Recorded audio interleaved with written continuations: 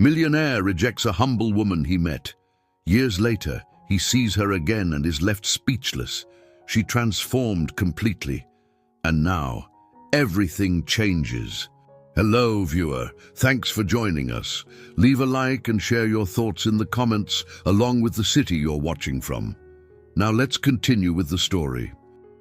Claire Smith stood behind the wooden counter of a small bookstore in Queens, New York, her gaze drifting over rows of neatly arranged books.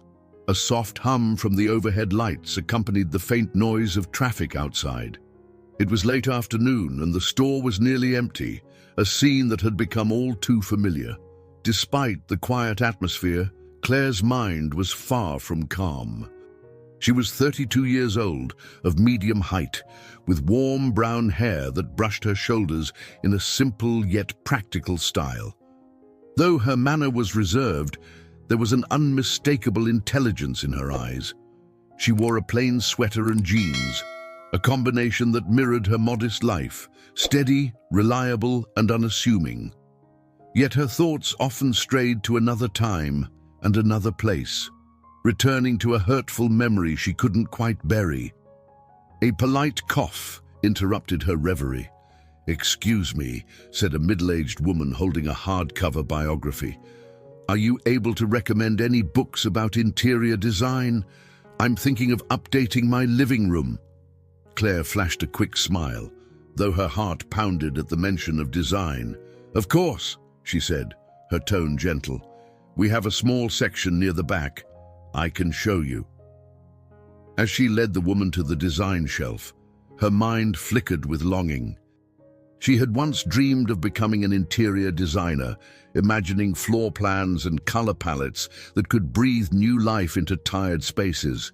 She'd even begun a small sketchbook filled with ideas, though that seemed like a lifetime ago. Back then, she believed she could create something extraordinary if given the chance, but real life had intervened.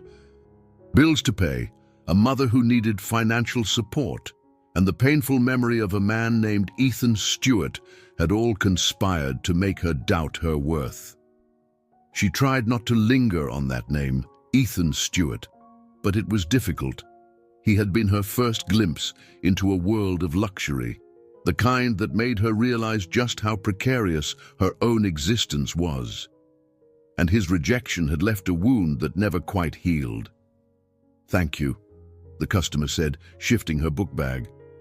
Claire nodded, returned to the counter, and carefully checked the time. The store's owner, Mr. Henderson, was working in his tiny office upstairs. Claire knew he was struggling to keep the bookstore afloat.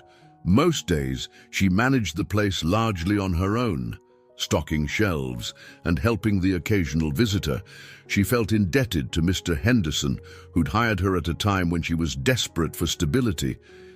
When the bookstore finally emptied out for the evening, Claire locked the door and pulled the blinds, savoring the quiet stillness. She climbed the creaking wooden steps to the second floor, where Mr. Henderson's office was lit by a single desk lamp. The older man, in his mid-60s, looked up from a stack of unpaid invoices.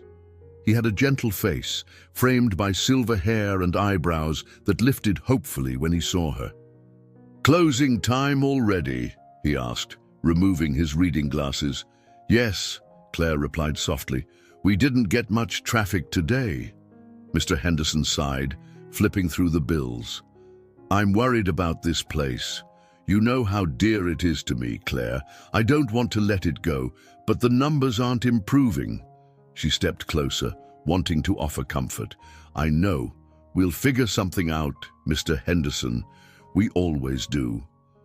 He patted her hand and tried to smile. "You're too kind. You can head home, dear. I'll lock up." Claire nodded, gathering her coat. Outside, the streetlights flickered against a grey sky. She made her way to her modest apartment a few blocks away, the air cool on her cheeks. Once inside, the dim glow of a single lamp revealed cramped but tidy rooms. A framed photo of her mother, Margie Smith, rested on a small table in the living area. Claire set her bag down and stared at the photo. She recalled how her mother, who lived upstate, often worried about her, urging her to find a real job or perhaps a wealthier man to look after her. Little did her mother know that Claire's heart still carried the sting of a particular rejection. Turning away, Claire opened a small notebook she kept in her nightstand. Its pages contained rough sketches of home interiors, color combinations, and notes on fabric textures, traces of a dream she'd once cherished. Her mind wandered back to the day everything changed. The day she met Ethan Stewart at a bookstore event. He was charming, self-assured, and dazzled everyone with tales of his successful businesses. Claire, enchanted by his wit, felt a brief but powerful connection, until he quietly told her she didn't fit into his life of high-end galas and luxury yachts. That blow had come swiftly, leaving her feeling unworthy and foolish for believing in possibilities beyond her humble reality. She closed the notebook gently, sighing as she turned off the living room lamp. A part of her still ached for something bigger, a career that excited her, and a life where she didn't have to feel less than anyone else. Yet every time she thought of stepping outside her comfort zone, that old voice haunted her. "You're just not enough." In the quiet darkness of her apartment, she hugged her arms to her chest. Whether she liked it or not, the memory of Ethan Stewart still held power. She wanted to break free from it, to prove, even if only to herself, that she could rise above that dismissive judgment. The question was, how? The next morning, Claire stood in the bookstore's break area, heating water for tea. Sunlight streamed through the dusty window, casting a warm glow on the countertops. She usually arrived before Mr. Henderson to tidy up, unlock, and prepare for the day. Her mind churned with half-formed plans on how to generate more business for the store. Perhaps a local author's reading series or a small discount program for loyal customers. She desperately wanted to help Mr. Henderson keep his cherished bookstore. Her phone buzzed from the table. Checking it, she saw an unfamiliar number. On the other end of the line came a familiar voice, one she hadn't heard in years. "Claire, it's Lucy Roberts. I hope I'm not calling too early." Claire's eyes lit with surprise. "Lucy, wow, it's been a while." They had been friends during college. Meeting through a short-lived dorm arrangement, Lucy had eventually moved to Chicago and made a name for herself as a designer. Claire could hardly remember the last time they'd spoken, though she'd occasionally seen Lucy's social media posts about interior design projects. Lucy's voice was energetic. "I know it's out of the blue. I got your number from a mutual friend. How are you?" I'm okay, I guess," Claire said, fiddling with the kettle. "Just working at this little bookstore. And your design plans. You used to doodle the most incredible layouts on random napkins back in college. Please tell me you kept that up." Claire paused. Images of her sketches, hidden away in her apartment, danced in her mind. Not professionally, but I still dream about it." Lucy hummed thoughtfully. "I'm involved in a mini workshop next month. Well, more like a short training event in Chicago for aspiring interior designers. I can get you in as my guest. It's a chance to learn, network, maybe even land an entry-level position somewhere." "You have talent, Claire." An unexpected surge of excitement raced through Claire's veins. She opened her mouth, then closed it again. Memories of financial obligations and her mother's expectations flashed before her eyes. "That's very kind of you, but I'm not sure if I can just pick up and leave. We're kind of short-staffed at the bookstore and—" Lucy cut in gently. "I get it. Life has a way of holding us down. But Claire, if you ever thought about pursuing design seriously, this could be a start. It's just a few days, a week at most. Think about it, okay? Let me text you the details." Claire found herself nodding, though Lucy couldn't see her. "All right, I'll consider it." She ended the call, staring at her phone with a mixture of hope and dread. Before she could process the invitation further, Mr. Henderson arrived. He walked in wearing a worn-out sweater over an old shirt, eyes weary, but his smile courteous. "Morning, Claire. Any news from the distributors?" "Not yet," she replied, still distracted by Lucy's call. "I'll make some follow-up calls." They opened the store, dusted off shelves, and waited for the trickle of customers to come through. Around midday, Claire noticed Mr. Henderson rummaging through the back office, his expression troubled. She hesitated for a moment, then approached him. "Is everything all right?" He glanced up with a forced smile. "Just paperwork, dear. You know how it is. Rent is due soon, and I've got these invoices piling up. I'm thinking about contacting a realtor. Maybe it's time to see if anyone wants to buy this old place." Her heart sank, the possibility of the store closing now more real than ever. "We can still come up with something, right? Host some events, run promotions." He laid a gentle hand on her arm. "I appreciate your optimism, but things are tougher than they look." Claire wanted to tell him about Lucy's invitation to see if that might spark an idea or at least guide her next step. But guilt gnawed at her. If she left for a workshop, she'd be abandoning Mr. Henderson at the worst possible time. Still, a voice inside her whispered that this might be her only chance. Later that evening, Claire walked the quiet city streets back to her apartment. She tried calling her mother to talk through the workshop opportunity. Margie picked up, sounding out of breath. "Claire, honey, you don't sound like yourself. Everything all right?" "I got this invitation. A friend from college wants me to come to Chicago for a design workshop," Claire explained, her tone tentative. "It could open some doors." Her mother paused. "But what about Mr. Henderson and the bookstore? You said it was in trouble. Doesn't he rely on you?" Claire felt her stomach twist. "Yes, he does. That's what makes this so confusing." Margie's voice sharpened a bit. "Well, if you want my opinion, you have responsibilities. Playing with design, it's not just playing," Claire interrupted softly, noticing the defensiveness in her own voice. "It's something I've always dreamed of." Another pause. Then Margie exhaled. "We'll talk about this more. Just think carefully about your priorities, dear. You can't live in a fantasy." They ended the call on an uncertain note. Claire gazed up at the evening sky, recalling the sense of possibility she once felt whenever she sketched new designs. Lucy's invitation shimmered before her like a small, fragile light. But so did her obligations to Mr. Henderson.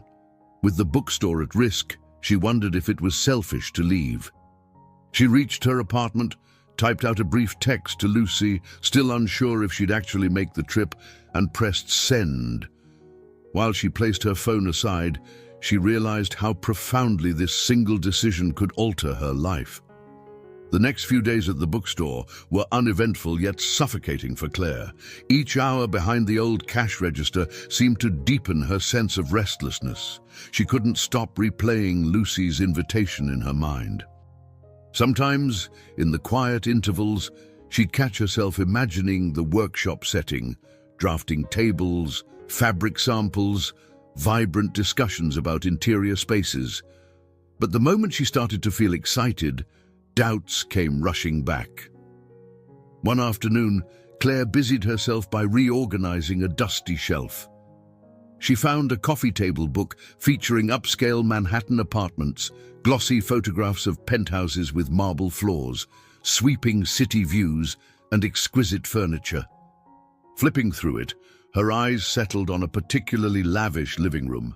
It stirred a memory of Ethan Stewart's penthouse, which she'd glimpsed only briefly at a charity event. The painful recollection of his cold dismissal struck her. He had, in a single sentence, made her feel small and unworthy. She set the book aside with a trembling hand, aware that her reaction was intense. In truth, she still felt haunted by his words. Whenever she contemplated taking a leap, like joining Lucy in Chicago, she heard his voice. "You don't belong in my world." That statement had become an inner echo, an insidious reminder that she might never measure up. A familiar figure emerged from the back office. Mr. Henderson adjusted his glasses, eyeing her with concern. "Claire, are you all right? You look a bit pale." She forced a smile, clearing her throat. "I'm fine, just thinking too hard." Mr. Henderson walked over, concern etched on his kindly face. "I appreciate all you do here, you know. I've been meaning to tell you that I'm sorry I can't provide more of a future for you." Surprised, she looked at him. "It's not your fault. You gave me a job when I really needed it." He nodded, lowering his voice. "Still, you've got talents beyond these walls. I can see that. I just don't want you to feel stuck." He hesitated, then gently placed a hand on her shoulder. "If you ever need to pursue something else, well, don't let me hold you back." Her eyes burned with the threat of tears, gratitude mixing with guilt. She felt torn, wanting to help keep the bookstore alive, yet also aching to grow. "Thank you," she whispered. That evening, as she locked up, she recalled Mr. Henderson's words. He didn't want her to feel trapped. Wasn't that exactly how she felt lately? Trapped by fears she could barely name? She took the long route home, passing by a lively corner cafe. A few tables spilled onto the sidewalk, filled with people chatting over coffee or reading novels. She thought of how she'd design the space if given the chance. Maybe softer lighting, a mural on the side wall, cozier seating. A surge of creative energy rose within her, only to be quelled by the old sense of unease. Who was she to think she could do better? The next morning, an unexpected phone call awakened her early. She answered in a groggy voice, only to discover it was Lucy again, sounding even more enthusiastic. "Claire, sorry if I woke you," Lucy began. "I've been finalizing details for the workshop. It's happening in exactly 2 weeks. We'll have guest speakers, small group sessions, and we'll even visit a real project site. I'd love for you to join. I'm telling you, it could change everything." Claire sat up in bed, heart pounding. 2 weeks? That's soon. "We have limited spots, so I need to confirm your attendance by the end of the week," Lucy pressed. "Don't let your nerves hold you back. Trust me, you'll do great." After hanging up, Claire stared at the ceiling for a long while. She remembered how, years ago, she'd almost gone to design school but lacked the funds and confidence. A scholarship fell through, and then she found herself drifting into the bookstore job. Meeting Ethan had only exacerbated her insecurities, making her certain she wasn't cut out for high-end circles or the intense competition of design. By the time she arrived at the bookstore, she was emotionally drained. Halfway through the day, a customer recognized her from the old charity event. He mentioned remembering her speaking briefly with Ethan Stewart. Claire stiffened, feeling her cheeks warm. The conversation was innocent enough, but it unearthed that feeling of mortification she'd experienced at Ethan's rejection. She realized, with a jolt, how deeply she'd let one person's snub define her self-worth. During her lunch break, she retreated to the tiny storage room in the back. Sitting on a pile of unopened boxes, she took a moment to breathe. She thought about the workshop again, imagining the kind of life that might open up if she took the risk. Yet, the fear was overwhelming. How could she succeed if she still felt so small inside? Each time she remembered Ethan's dismissive words, it was like a chain tightening around her confidence, dragging her back to that moment of humiliating vulnerability. Back on the main floor, she resumed checking inventory, but her heart wasn't in it. Mr. Henderson noticed her preoccupation and asked if she wanted to head home early. She declined politely, but she couldn't shake the sense that she was standing at the edge of a decision that might reshape her future. The tension between responsibility and desire weighed heavily, forming an invisible chain that left her questioning whether she was capable of breaking free. Claire woke the next day with a knot of anxiety in her stomach. The deadline Lucy had mentioned, the end of the week, was rapidly approaching. She felt an urgent need to make a decision, but every time she tried to settle on an answer, another problem surfaced. Her mother had called last night, asking for some help with medical bills. Mr. Henderson's finances remained dire, and the store was limping along. At the bookstore that morning, Claire was greeted by an unusual sight. A man in a crisp black suit and polished shoes standing near the fiction section. He was flipping through a hardcover novel, but his demeanor indicated he might be waiting for something or someone. When she approached, he introduced himself as Jonathan Graves, a realtor representing a prospective buyer. "I'm just here to look over the property," he said, offering a business card. "We hear there might be an opportunity for acquisition. Is Mr. Henderson in?" Claire's chest tightened. This confirmed the store was on the brink of being sold. Trying to remain composed, she guided Jonathan to the back office. Before long, she heard hushed conversation and the flipping of pages as he reviewed building documents with Mr. Henderson. Claire felt a pang of panic, realizing how real this was becoming. A few minutes later, the realtor stepped out, wearing the polite mask of a seasoned negotiator. "It was a pleasure meeting you," he told Claire with a nod, then left. Mr. Henderson emerged soon after, looking older than usual. "I'm sorry you had to find out this way," he murmured, leaning heavily against the doorframe. "I reached out to a realtor just to explore possibilities." "I don't see a financial solution on the horizon, Claire." She swallowed hard, sympathy and worry mingling in her mind. "You haven't made a final decision yet, right?" He shook his head. "Not yet. But we can't keep going like this forever." Later, as the day wore on, the store remained quiet. Claire tried to distract herself by rearranging a display near the front, but her phone buzzed. It was a text from her mother. "Need some help with this month's prescription cost. Call me when you can." She exhaled shakily. Margie's health had been stable lately, but she still needed regular medication. Claire couldn't help but feel responsible. She thought about the cost of traveling to Chicago and the week away from work. Could she really afford that? Then again, could she afford not to try? When Mr. Henderson came down from his office in the late afternoon, he found Claire standing at the register with a distant look in her eyes. "Claire, I know these are stressful times. You've been a loyal employee and a good friend. We'll figure something out," he said softly. She nodded, forcing a smile she didn't quite feel. That night, she returned to her apartment and sank onto her small couch, staring at her phone. Another text from Lucy awaited. "Hey, any update? I'm finalizing the workshop list. Don't miss this chance."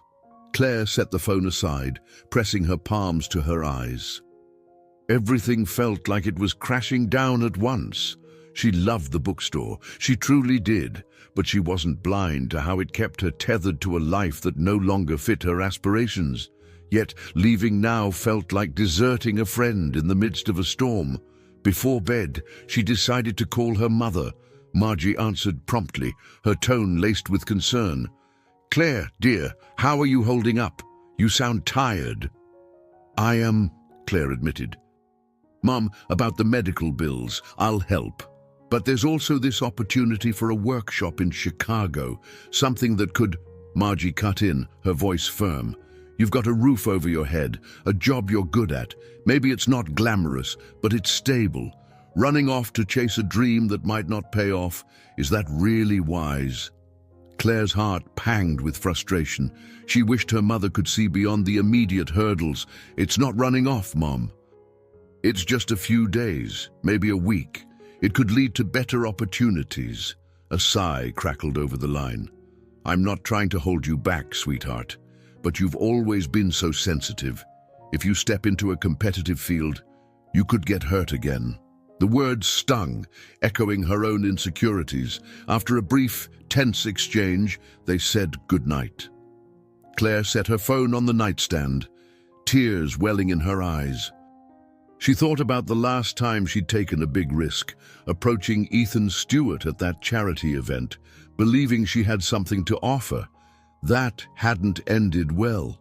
She worried another rejection might break her spirit entirely, but something inside her bristled at the idea of giving in to fear.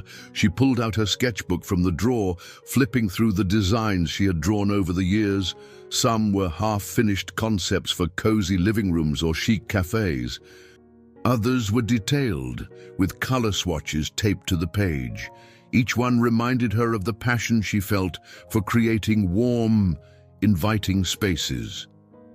As she traced a finger over the pencil lines, she felt torn between loyalty to Mr. Henderson, responsibility to her mother, and the faint spark of hope Lucy's invitation offered. The pressure was mounting, no doubt about it. Time was running out, and she couldn't stay stuck forever. She went to bed that night with a heavy heart, wondering if she could finally summon the courage to push past all the reasons that told her to stay where she was. Claire awoke the next morning with a sense of determination that surprised even her. She had spent much of the previous night tossing and turning, wrestling with the choice. In the dim morning light, she decided that the only way forward was to at least give herself a chance. By mid-morning, she'd steeled her nerves enough to call Lucy. The phone rang twice before Lucy answered, her voice bright. "Claire, I was just thinking about you." Claire took a breath. "I've decided I want to attend the workshop. I can't promise I'll stay in Chicago afterward, but I'll come for the duration of the training." Lucy squealed in delight. "That's wonderful news. You won't regret this, I promise." After the call, Claire felt both relief and a surge of anxiety. She headed to the bookstore with a clearer plan. She would talk to Mr. Henderson about taking a brief leave of absence. The moment she walked in, she found him sorting through a pile of second-hand books, his glasses perched on the end of his nose. "Mr. Henderson," she began, voice wavering slightly. "I need to ask a favor." He set the books aside and gave her his full attention. "Go ahead." She fidgeted with the edge of the counter. "A friend in Chicago invited me to a design workshop. It's only for a short time, maybe a week. I was hoping you could let me have that time off." His eyebrows rose, and for a moment she feared he would refuse. Then a gentle smile touched his face. "Of course. When do you leave?" Claire's shoulders relaxed. "In a few days." "I'm sorry for the short notice." He patted her hand kindly. "Claire, you've worked so hard here. You deserve this opportunity. Don't worry about the store. I'll manage." A wave of gratitude washed over her. She spent the rest of the day planning how she'd handle her responsibilities in advance, writing instructions for the part-time help, and organizing shipments. Every time she thought about actually boarding a bus or plane to Chicago, her stomach fluttered with nervous excitement. That evening, she headed home to pack. She folded her modest wardrobe into a small suitcase, tucking her sketchbook and a few personal design tools into a separate bag. The reality of leaving, even temporarily, brought a strange mix of anticipation and melancholy. She remembered her mother's skeptical reaction, but the decision had been made. She called Margie once more, explaining gently that she had to do this for herself. There was a pause on the line before her mother spoke. "I won't lie, I'm worried. But if this is what you truly want, then do your best." Claire smiled through misty eyes. "Thank you, Mom." On the morning of her departure, she double-checked everything at the bookstore. Mr. Henderson gave her a warm hug, more like a father than an employer. "Go chase your dream, Claire. And come back with stories to tell." She clung to him for a moment, touched by the depth of his kindness. Outside, the day was grey and chilly. She hailed a cab to the bus station, her heart pounding with every turn of the wheels. The city skyline blurred past as she thought about all the reasons she'd stayed in one place for so long. Fear had been a constant companion, but so had obligation and a certain comfort in the routine. Now she was stepping into unknown territory. At the bus terminal, she purchased a ticket for Chicago and found a seat near a window. The bus was half full, occupied by people of all ages, some traveling for work, others visiting family. She settled in, placing her bags overhead, her breath fogging the glass as she stared at the world outside. As the engine rumbled to life, she felt her heart pound in sync. This was it, her first real step toward testing her capabilities in the field she'd always been drawn to. During the ride, she glanced over her sketches, imagining how they might be received by professionals. She could almost hear Ethan's dismissive tone in the back of her mind, telling her she was out of place. But she pressed her lips together, determined not to let that memory control her any longer. Perhaps Lucy was right. Maybe this workshop was exactly what she needed to shake off the old insecurities. When the bus pulled onto the highway, Claire's pulse quickened. She felt a flicker of excitement for the future, even as her worries about leaving Mr. Henderson and her mother behind lingered. She reached for her phone, turned down the brightness, and looked at Lucy's text. "I'll be at the station to pick you up. Can't wait." Staring at those words, Claire allowed herself a small smile. She pictured an open door leading to a new chapter in her life, one where she might finally embrace the potential she had been afraid to claim. Her seat vibrated gently with the movement of the bus, and she found comfort in that steady hum. Beyond the city limits lay possibilities she had only dared imagine. She lifted her gaze from the phone, eyes settling on the horizon as the bus rolled forward. For the first time in what felt like forever, she felt a glimmer of genuine hope about what lay ahead, even if it was shrouded in uncertainty. Claire stepped off the bus onto the bustling sidewalk of Chicago's downtown terminal. Even in early morning light, the city felt vibrant and alive. Distant honks, rapid footsteps, and the hum of conversation surrounded her. She clutched her small suitcase, feeling equal measures of excitement and trepidation. Scanning the crowd, she spotted Lucy Roberts waving from near a line of taxis. Lucy was hard to miss. Her curly auburn hair framed a smiling face, and she wore a bright teal blazer that seemed perfectly chosen for a design professional. As Claire approached, Lucy pulled her into a warm hug. "I'm so glad you're here," Lucy said, stepping back to take in Claire's slightly tired expression. "Long trip?"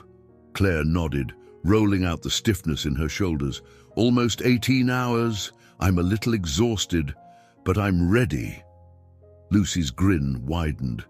"That's the spirit. Come on, let's get you settled."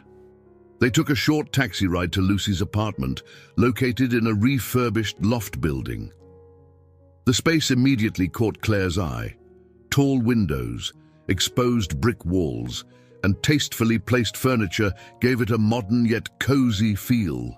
She noticed small details: fresh flowers on the coffee table, a playful geometric rug underfoot, and framed design prints on the walls. It was clear Lucy had poured her creativity into every corner. Dropping her suitcase by the sofa, Claire took in her new surroundings. "This place is incredible," she said softly. "Thank you," Lucy replied, moving toward the kitchen. "I call it my work-in-progress lab. I'm always rearranging or testing new ideas. Feel free to make yourself at home while you're here." She handed Claire a glass of water. "I can show you to your room. It's not huge, but it should be comfortable."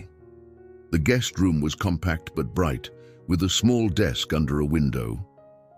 Claire's gaze landed on a bulletin board where swatches of fabric and photos of finished projects were pinned in a collage.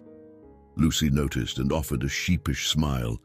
"Thought you'd like to see some of my recent designs." It's a good reflection of what we'll be doing during the workshop. Concept creation, mood boards, color coordination, and of course, client relations. Claire's heart fluttered with both excitement and nervousness. It looks so professional, she murmured, and here I am, barely having done anything beyond personal sketches. Lucy waved off the concern. Oh, please. We all start somewhere. You've got talent. I remember those brilliant napkin drawings from college. You just need the right environment to nurture that. They spent the rest of the morning catching up, seated in Lucy's airy living room. Lucy explained that the workshop was hosted by a network of designers who specialized in commercial spaces and high-end residential projects. You'll meet people at all levels. Some are seasoned architects, others are complete beginners. But they share one thing, a passion for transforming spaces. It's only a week, but it's intense. Seminars, site visits, group assignments. Claire sipped her tea, her mind already buzzing with questions. Will we have an individual project to present? Lucy nodded. Yes, but don't worry, you'll have me by your side. You'll get a chance to pitch your own design concept on the final day. It's a fantastic opportunity, and who knows, maybe you'll impress someone who's hiring. Thinking about the final pitch, Claire felt a pang of doubt. She recalled the moment Ethan Stewart brushed her off at that charity event, telling her she didn't fit in. It was hard to shake the lingering fear that she might not be cut out for this crowd. But Lucy's enthusiastic support served as a reassuring counterpoint, like a warm spotlight pushing back the shadows of self-doubt. That evening, Lucy prepared a simple dinner, and they talked more about Claire's life in New York. Claire mentioned the bookstore's financial woes and her worry about Mr. Henderson. She also admitted to feeling guilty about leaving so suddenly. Lucy listened intently, her expression thoughtful. I understand your concerns, but sometimes you have to step away to gain perspective. Maybe learning these skills will help you find new ways to help him or support yourself, so you're not always feeling stuck. Claire considered that, realizing for the first time how knowledge and career growth might eventually benefit Mr. Henderson in some way, perhaps redesigning the bookstore or finding creative ways to draw customers. The idea sparked hope. After dinner, Lucy showed Claire her makeshift office in the loft, a sleek, wide desk cluttered with fabric samples, sketches, and a laptop. This is where the magic happens, Lucy joked.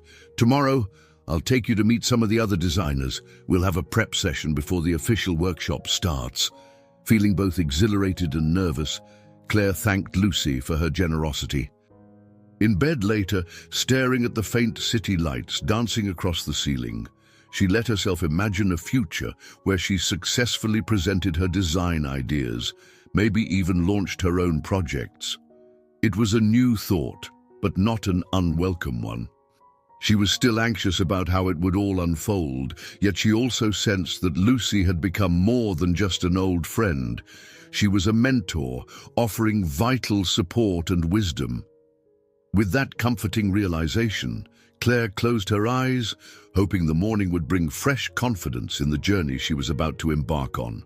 On the workshop's opening day, Claire woke up early in Lucy's loft. The morning sun streamed through the tall windows, revealing dust particles floating in golden rays. She dressed in a crisp white blouse and navy slacks, carefully chosen to project some measure of professionalism. A flicker of anxiety made her fingers tremble as she adjusted her hair in the mirror. Lucy, already sipping coffee in the living room, looked up with an encouraging grin. You look ready to conquer the world? Feeling okay? Claire took a breath and nodded. Nervous, but in a good way, like I'm about to jump into something big. Lucy handed her a to-go cup. Then let's not keep the world waiting. They left the apartment and hopped into Lucy's compact car, driving past Chicago's soaring skyscrapers. The workshop venue was a modern building on the edge of the city's design district, a place bustling with architects, interior decorators, and creative entrepreneurs. As they parked, Claire observed groups of people entering the building, some clutching portfolios, others chattering excitedly. Inside, a large reception area framed by polished concrete floors and glass walls served as the gathering point. Tall banners announced the workshop's name and mission: New Horizons in Interior Design. Small clusters of attendees milled about, nibbling on pastries and sipping coffee. Claire felt a swell of nerves in her stomach, unfamiliar faces, possible judgment of her abilities. Then Lucy introduced her to a few people. "This is Amanda Brown," Lucy said, gesturing to a woman with a kind smile and short, dark hair. Amanda used to be a teacher before switching to design. "Nice to meet you," Amanda said, extending a hand. "I'm finally going after my dream job." Claire smiled back, grateful for the sense of camaraderie. Lucy pointed out another woman, Teresa Mills, who was talking animatedly to a small group by a display board. Teresa was an accountant for years, then decided to follow her passion for interior design in her 40s. Claire relaxed a bit, realizing she wasn't alone in starting anew. After some brief introductions, the morning session began in a large conference hall. Rows of chairs faced a sleek podium where the event coordinator, Marjorie Lake, a poised woman with silver hair, welcomed everyone. The next hour was a whirlwind of opening remarks, the schedule layout, and an overview of various design challenges participants would tackle. Afterward, attendees split into smaller groups. Claire ended up in a circle with Amanda, Teresa, and a few others, including a seasoned architect named Jasper Evans. Jasper led their discussion about how interior design intersects with structural considerations. Claire listened intently, taking notes in a fresh notebook. When it was her turn to speak, she introduced herself quietly. "I'm Claire Smith, from Queens, New York. I've been working in a bookstore, but I've always dreamed of becoming a designer." Jasper's gaze was warm. "Bookstores can be some of the most inviting spaces. What made you decide to change careers now?" Claire hesitated, but decided honesty was best. "I realized I couldn't ignore this passion anymore. I needed to at least explore what's possible." Amanda gave her a reassuring nod. "I felt the same way. Better late than never, right?" Their supportive responses gave Claire a small boost of confidence. She found herself more eager to participate, and when the discussion shifted to brainstorming design themes for small commercial spaces, she contributed a few ideas. Lucy, who was facilitating another group, caught Claire's eye and flashed a proud smile. By lunchtime, Claire's head was buzzing with fresh concepts. The group relocated to a nearby cafe for sandwiches, continuing their dialogue in a relaxed setting. Teresa leaned over the table, explaining how color psychology plays a crucial role in improving customer mood. Amanda added that her background in teaching gave her insight into how physical environments affect learning. Claire realized her own experiences, helping Mr. Henderson keep the bookstore inviting. Arranging shelves in a pleasing manner weren't so trivial after all. After lunch, they returned to the venue for a presentation by a renowned designer who specialized in blending classic architecture with modern interiors. Claire was mesmerized by the slideshow of before and after photos. A stately Victorian home transformed into a contemporary oasis while preserving historical details. An old warehouse refashioned into a chic loft with exposed beams and industrial charm. Each example felt like a new window opening in her mind. Throughout the day, she felt a growing sense of possibility. This environment was unlike anything she'd experienced, energetic, supportive, and full of the creative spark she had long yearned for. Yet, in quieter moments, she couldn't help recalling the troubles she left behind in New York. There were messages from her mother she hadn't answered yet, and fleeting concerns about the bookstore's fate.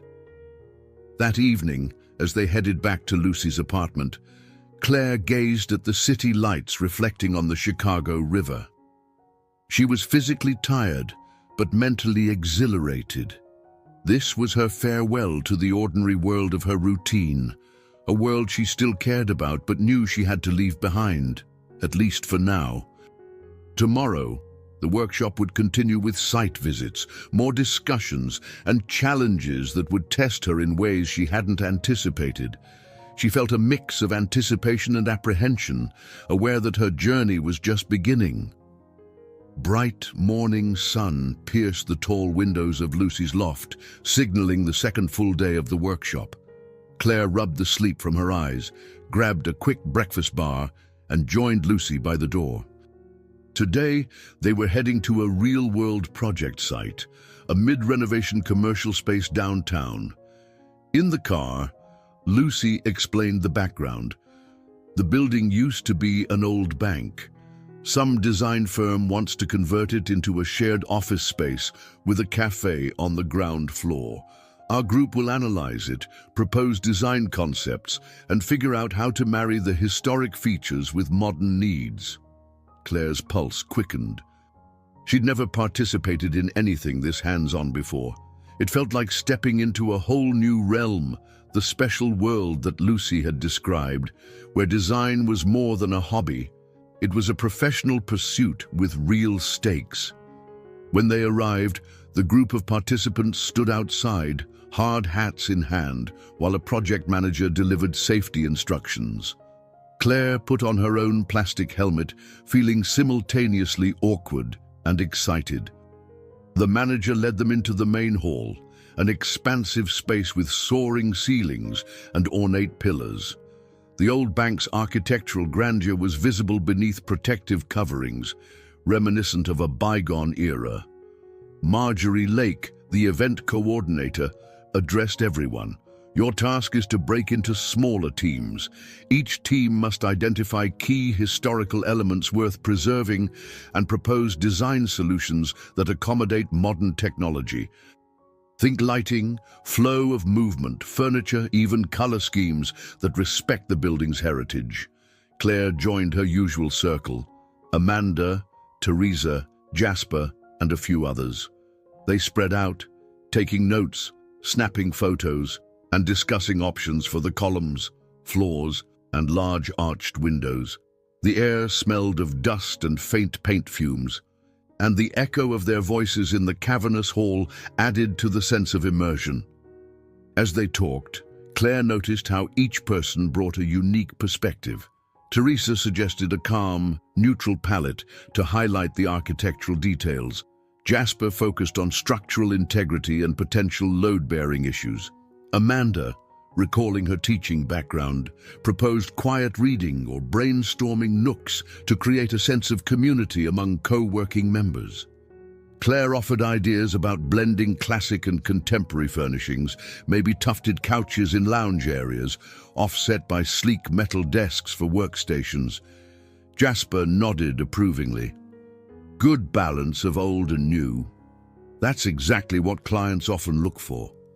They spent hours there, comparing sketches and referencing building plans. Lucy floated between groups, occasionally adding professional insights or encouraging quieter members to speak up. Claire found herself in the middle of a spirited conversation about reconfiguring the bank's old vault into a meeting room. She suggested frosted glass doors to preserve some mystery while letting in light, a small detail that seemed to spark enthusiasm from the others. Amanda took a break to snap a few photos. Claire, can you stand by the vault door and gesture to the area you're talking about? I want to capture the concept visually, Claire complied, a bit self-conscious but thrilled to be so involved. The experience of walking through a real project, discussing real possibilities, made her realize she was crossing into territory she had only read about or imagined. It was both exhilarating and nerve-wracking. She wanted so badly to prove herself capable, to show that she belonged in this world of design professionals. By late afternoon, everyone was sweaty and fatigued from climbing up and down scaffolding and scouring every corner of the building. Their notebooks bulged with sketches and notes, As they congregated near the exit, Lucy clapped her hands to gather attention. "Awesome work today, everyone!" "Tomorrow, we'll start drafting more concrete proposals, and you'll have a chance to get feedback from a panel of visiting designers." Claire turned to Amanda, Teresa, and Jasper as they left the building. "I had no idea how much detail goes into even the smallest decisions. I'm learning so much already." Amanda grinned, brushing dust off her clothes. "It's thrilling, isn't it? Makes me wonder why I didn't start this journey sooner." Teresa nodded. "I spent years dreaming about a life like this. Better late than never." Claire couldn't help but smile. She felt a newfound kinship with these people who were all, in some way, entering a special phase of their lives. As they piled back into cars, her phone buzzed. Seeing her mother's name flash on the screen triggered a momentary pang. She still hadn't called back. She decided to wait until she was at Lucy's apartment to return the call. For now, she allowed herself to be fully present in this realm of possibilities. The building's cavernous halls, the swirl of creativity among her peers, the hands-on learning. It all signaled she was truly stepping into another world, one where design wasn't just a passing dream, but a tangible reality she was actively shaping. Claire ended up staying awake late into the night, reviewing her notes from the project site. Lucy had set her up at the dining table, where a soft lamp cast a gentle glow over swatches of fabric, color wheels, and architectural sketches. Surrounded by this burst of creative chaos, Claire felt more alive than she had in years. But with each passing hour, she also sensed how much she didn't know. She was playing catch-up, comparing her scribbled sketches to Lucy's polished concept boards. That raw fact both challenged and motivated her. She wanted to adapt quickly, to absorb the unwritten rules of this new environment. The next morning, after a quick coffee, they returned to the workshop venue.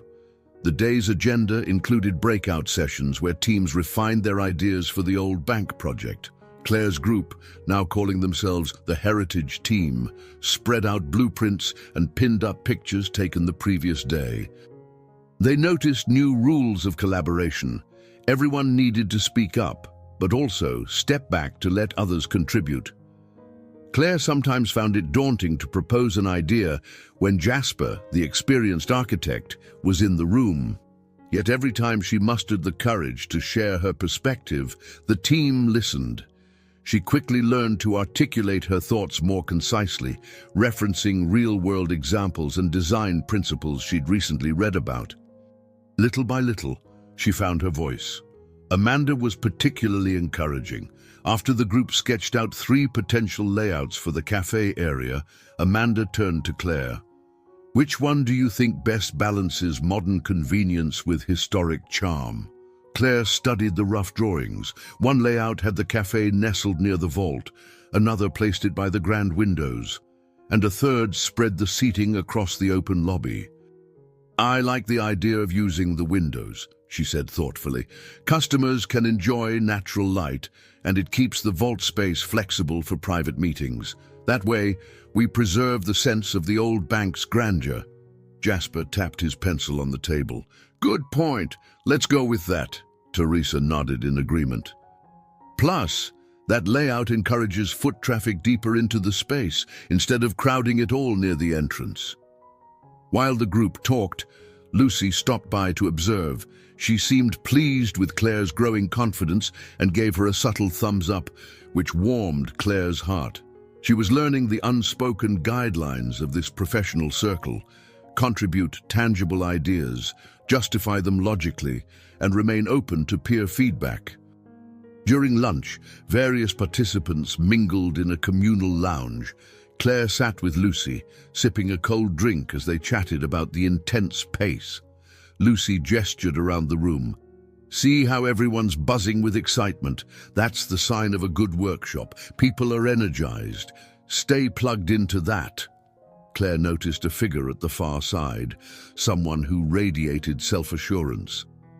A tall woman in a tailored suit was standing near a group of younger designers. speaking with a definite air of authority. Lucy followed Claire's gaze. "That's Vanessa Carter. She's head of a major design firm in New York. She's here as a guest speaker tomorrow. Rumor is she's on the lookout for fresh talent." A spark of nerves shot through Claire. "Really? Like, she might hire someone from here?" Lucy shrugged with a half smile. "Could be. Don't let that intimidate you. Focus on improving your project. If you meet Vanessa, just be genuine." Later in the afternoon, they reconvened in small conference rooms for a peer feedback session. Each team had a turn to share their updated ideas. When it was the heritage team's turn, Claire helped present their concept, outlining how they'd use the building's high ceilings and ornate trim as focal points, while integrating modern lighting and flexible work areas. She stammered a little at first, but found her footing, passionately describing how historic features can enhance a modern space rather than clash with it. After their presentation, a handful of participants offered critiques. One pointed out potential HVAC concerns, another suggested more color variation. Claire took notes, determined to refine the design further. She felt the weight of new expectations.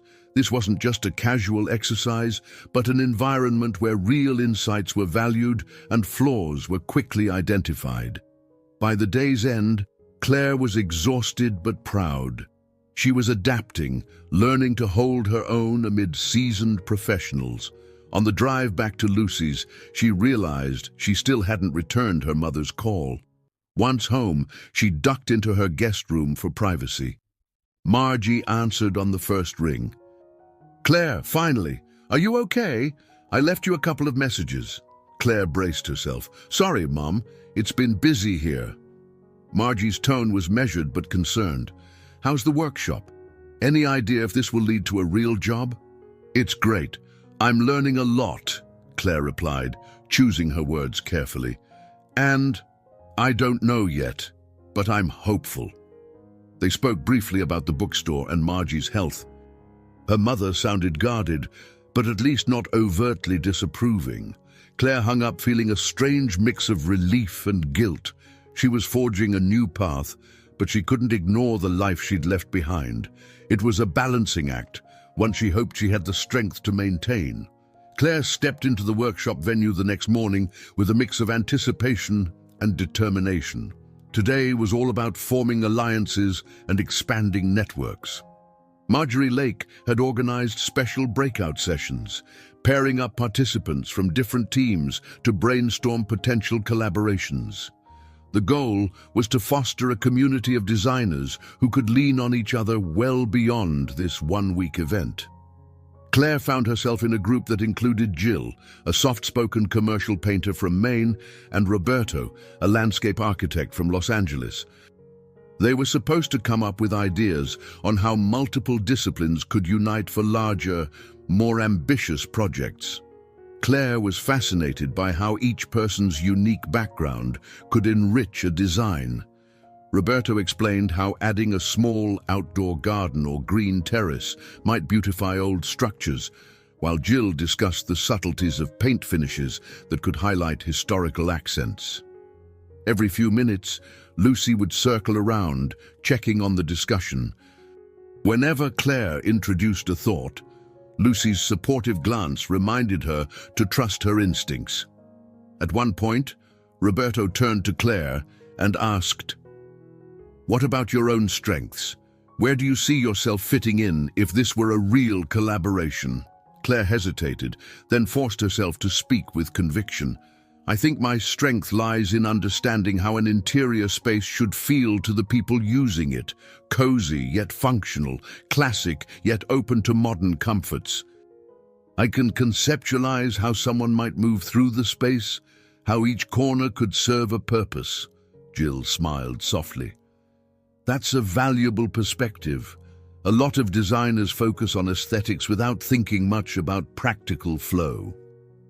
Later, during a coffee break, Teresa and Amanda found Claire in the hallway. Teresa held out a small notebook. We're swapping contact details. I'd hate to lose touch after the workshop. Let's stay connected." Claire's face brightened. She scribbled her email and phone number, then took theirs. "Absolutely, I'd love that. I might have to pick your brains if I get stuck on a design project." Amanda laughed. "And I might pick yours when it comes to cozy bookstore layouts. Just promise you won't laugh at my questions." Their laughter felt comforting, like a budding sisterhood. Even Jasper joined them later, grinning as he collected phone numbers and gave quick pointers on structural references. It was odd for Claire to realize how quickly these people, once strangers, had become allies in this intense learning environment. During the afternoon session, a panel of visiting designers, including Vanessa Carter, wandered among the teams. People pitched their progress on the bank renovation project, hoping to impress potential employers or mentors. Claire's team laid out mood boards, color palettes, and sketches, carefully taped onto large presentation sheets. She watched Vanessa examine the boards with a critical eye. Her heart hammered as Vanessa paused at one of Claire's sketches, an open lounge concept with tall bookshelves framing a seating area. "This is interesting," Vanessa remarked, her gaze sharp yet intrigued. "Why bookshelves in a co-working lounge?" Claire swallowed, stepping forward. "Books invite people to gather, to share ideas. We can integrate them as subtle partitions without blocking the openness of the layout." Vanessa nodded. "Creative. Keep refining it." That small nod of approval made Claire's pulse quicken. She felt a heady mix of relief and exhilaration, grateful she hadn't wilted under Vanessa's discerning eye. The moment reinforced the feeling that forging alliances wasn't just about new friendships among peers. It also meant catching the attention of industry professionals, people who could open doors she never imagined. By day's end, the workshop leaders arranged a casual mixer in the building's lobby. Soft music played, and participants mingled around high-top tables. Lucy raised a toast to the group, praising their hard work and collaboration.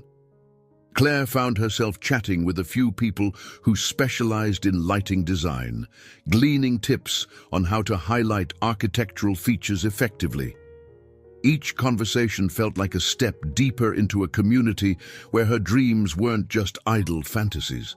Eventually, Lucy spotted Claire, gently pulling her aside. "You're doing great. Tomorrow we finalize our presentations. I want you to be the one speaking about the lounge concept." "You up for it?" Claire's stomach fluttered at the thought. "Sure, I'll prepare tonight." "Good," Lucy said with a grin. "And remember, alliances matter. If you feel stuck, ask for help. We're all in this together." As they left the venue, Claire felt an unfamiliar warmth in her chest. She was forging relationships with supportive, creative individuals who didn't see her as an outsider. It was a welcome contrast to past experiences, where she often felt overshadowed or dismissed. The future still held questions, especially about how she would translate this into a stable career. But for now, she was comforted by the knowledge that she wasn't alone. She had new allies, a mentor, and a growing confidence. That was more than she'd dared hope for just a few weeks ago. Claire spent a restless night fine-tuning her portion of the team's presentation. The workshop was reaching a critical juncture. In the morning, each group would stand before a panel of professionals to showcase their bank renovation concepts. She felt the weight of those old insecurities creeping in, amplified by the knowledge that important figures like Vanessa Carter would be watching. She woke early, nerves buzzing. Lucy offered her a ride to the venue, but Claire opted to take a short walk alone, hoping the crisp Chicago air might clear her head. The city streets hummed with rush-hour energy, and she breathed in the smell of coffee drifting from a nearby cafe. She recalled how, just a week ago, she was sorting books in Mr. Henderson's store. Everything had changed so quickly. At the workshop building, she met the rest of the heritage team in a small conference room. They pinned final boards onto an easel, double-checking every detail. Amanda gave Claire a reassuring pat on the back. Jasper quickly ran through structural points, while Teresa laid out color samples. Claire's heart pounded as she prepared to present the lounge concept she'd designed. When their turn came, they shuffled into the main hall, where a row of seats was occupied by guest designers and workshop organizers. Vanessa Carter was among them, flanked by Marjorie Lake and another well-known designer, Jordan Fitzpatrick. The panel signaled for them to begin. Teresa started with a brief overview, then passed the spotlight to Claire. Holding a pointer, Claire walked the panel through slides of the building's interior, her voice steady despite her racing nerves. She explained how the grand windows provided natural light, and how the lounge with bookshelf partitions would add warmth without sacrificing space. She highlighted how preserving the original marble floors would maintain the bank's historic charm. Every sentence felt like stepping onto a narrow bridge, suspended over self-doubt. Halfway through, someone from the panel raised a hand. It was Jordan Fitzpatrick, known for his bold, innovative designs. "I like the concept, especially the synergy of old and new. But how would you prevent the lounge area from becoming too cramped if multiple groups gather simultaneously?" Claire swallowed, quickly picturing her layout. "We propose movable seating clusters that can be reconfigured. The shelves provide a semi-private nook, yet keep the space flexible.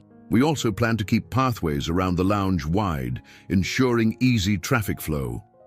Jordan nodded, his expression unreadable. Vanessa leaned forward next, her eyes fixed on Claire. "What do you think is the biggest risk in preserving so many historical features?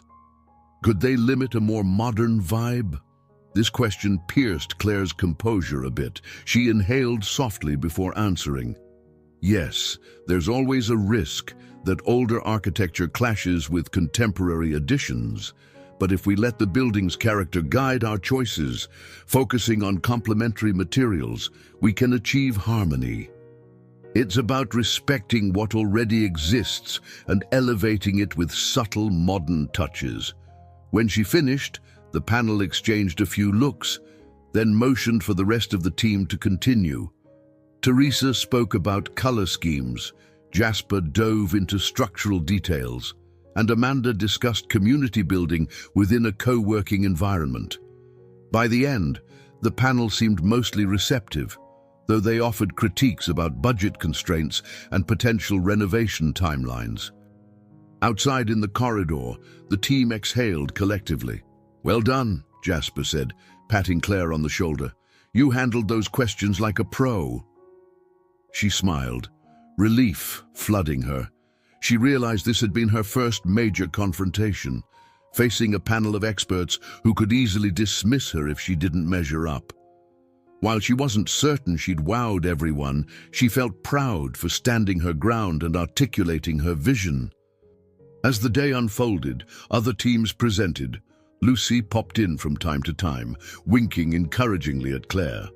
By mid-afternoon, the workshop participants reassembled in the main hall, awaiting general feedback. The lead organizer praised everyone's effort, then highlighted standout concepts.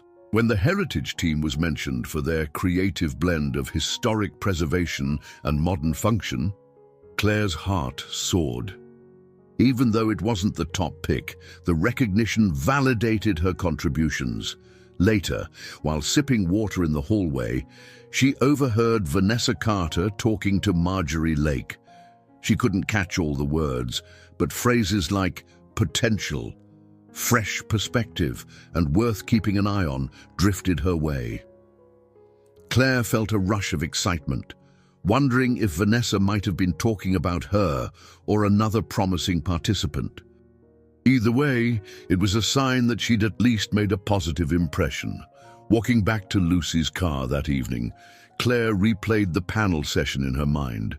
She recalled her own voice answering hard questions, no trace of the timid bookstore clerk she'd once been.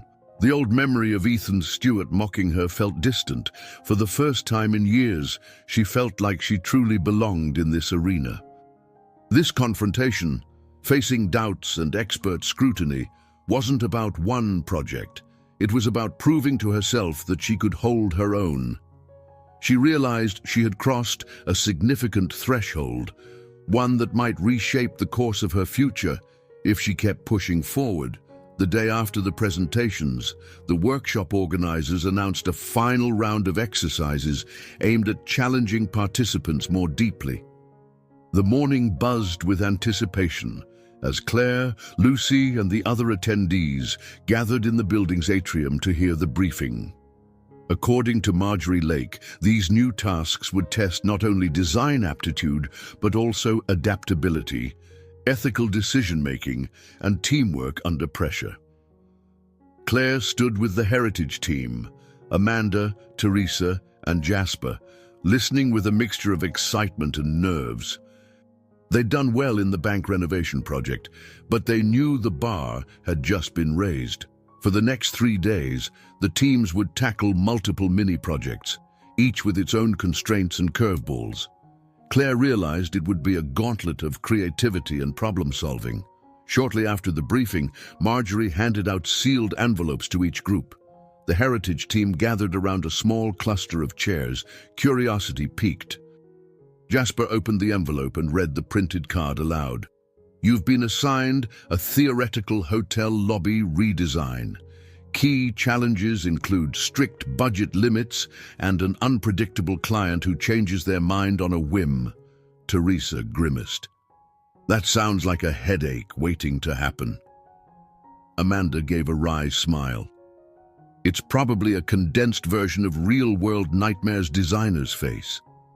Claire flipped her pencil between her fingers. "So we have to propose a lobby design that's stylish but cost-effective and be ready to pivot if the client demands changes." She glanced at Jasper. "Any structural concerns we should keep in mind?" Jasper shook his head. "We're not physically altering the building here. It's mostly aesthetic, but in real life, that can still become complicated." They got to work in a smaller conference room, brainstorming concepts that merged functionality with modern elegance. Teresa sketched out possible color schemes that wouldn't blow the budget, focusing on neutral tones jazzed up by a few accent pieces. Amanda researched cost-effective furniture suppliers. Claire volunteered to handle the client unpredictability angle, drawing on her experiences from the bookstore where customers would change orders or ask for last-minute deals. Halfway through the day, Marjorie stopped by, acting as the difficult client. She peppered them with contradictory requests, first insisting on a minimalist style, then demanding a grand chandelier. Claire fought to keep her patience and logic intact as she explained how a giant crystal fixture might break the budget. Teresa, sensing Marjorie's desire for something eye-catching, suggested a smaller, modern lighting installation that mimicked the look of a chandelier, but at a fraction of the cost. When Marjorie finally left, the heritage team slumped in their chairs, drained but laughing. "This is definitely a test," Amanda said. "I almost forgot it's just a simulation." Claire nodded, rolling her shoulders to release tension. "It's good practice, though. Real-life projects are never as straightforward as we want." By evening, they developed a preliminary lobby layout and submitted a rough budget breakdown. They knew more twists awaited in the next tasks. As Claire walked to Lucy's car under a dusky sky, she felt a familiar tightness in her chest, that old concern that she might not be good enough when truly tested. But Lucy, sensing her worry, reminded her that uncertainty was part of the designer's life. Later at Lucy's loft, Claire got a call from Mr. Henderson. She stepped out onto the small balcony, pressing the phone to her ear. The city lights twinkled, a glowing grid beneath her. "Claire, how are things in Chicago?" he asked, voice kind but weary. She smiled, imagining his warm expression. "Busy, but in a good way. I'm learning so much." "That's wonderful," Mr. Henderson replied. He hesitated. I wanted to let you know that a potential buyer came by the bookstore again. I'm holding off on any decisions, but I don't want to mislead you. We're running out of options if the store is to stay afloat." Claire's heart sank. She recalled the dusty shelves, the smell of old books, the comforting routine. "I understand," she said softly. "I wish I could do more right now." "You've done plenty," he assured her. "Focus on your workshop. I'll keep you posted." Ending the call, Claire leaned on the balcony railing. She felt torn between the life she'd known and the possibilities unfolding in Chicago. With every new challenge at the workshop, she inched closer to a career she once believed unattainable, yet the threat of losing the bookstore left her with a sense of guilt and loss. She wondered if there would ever be a way to reconcile these two worlds. The next morning, the workshop resumed. Teams were handed a second envelope.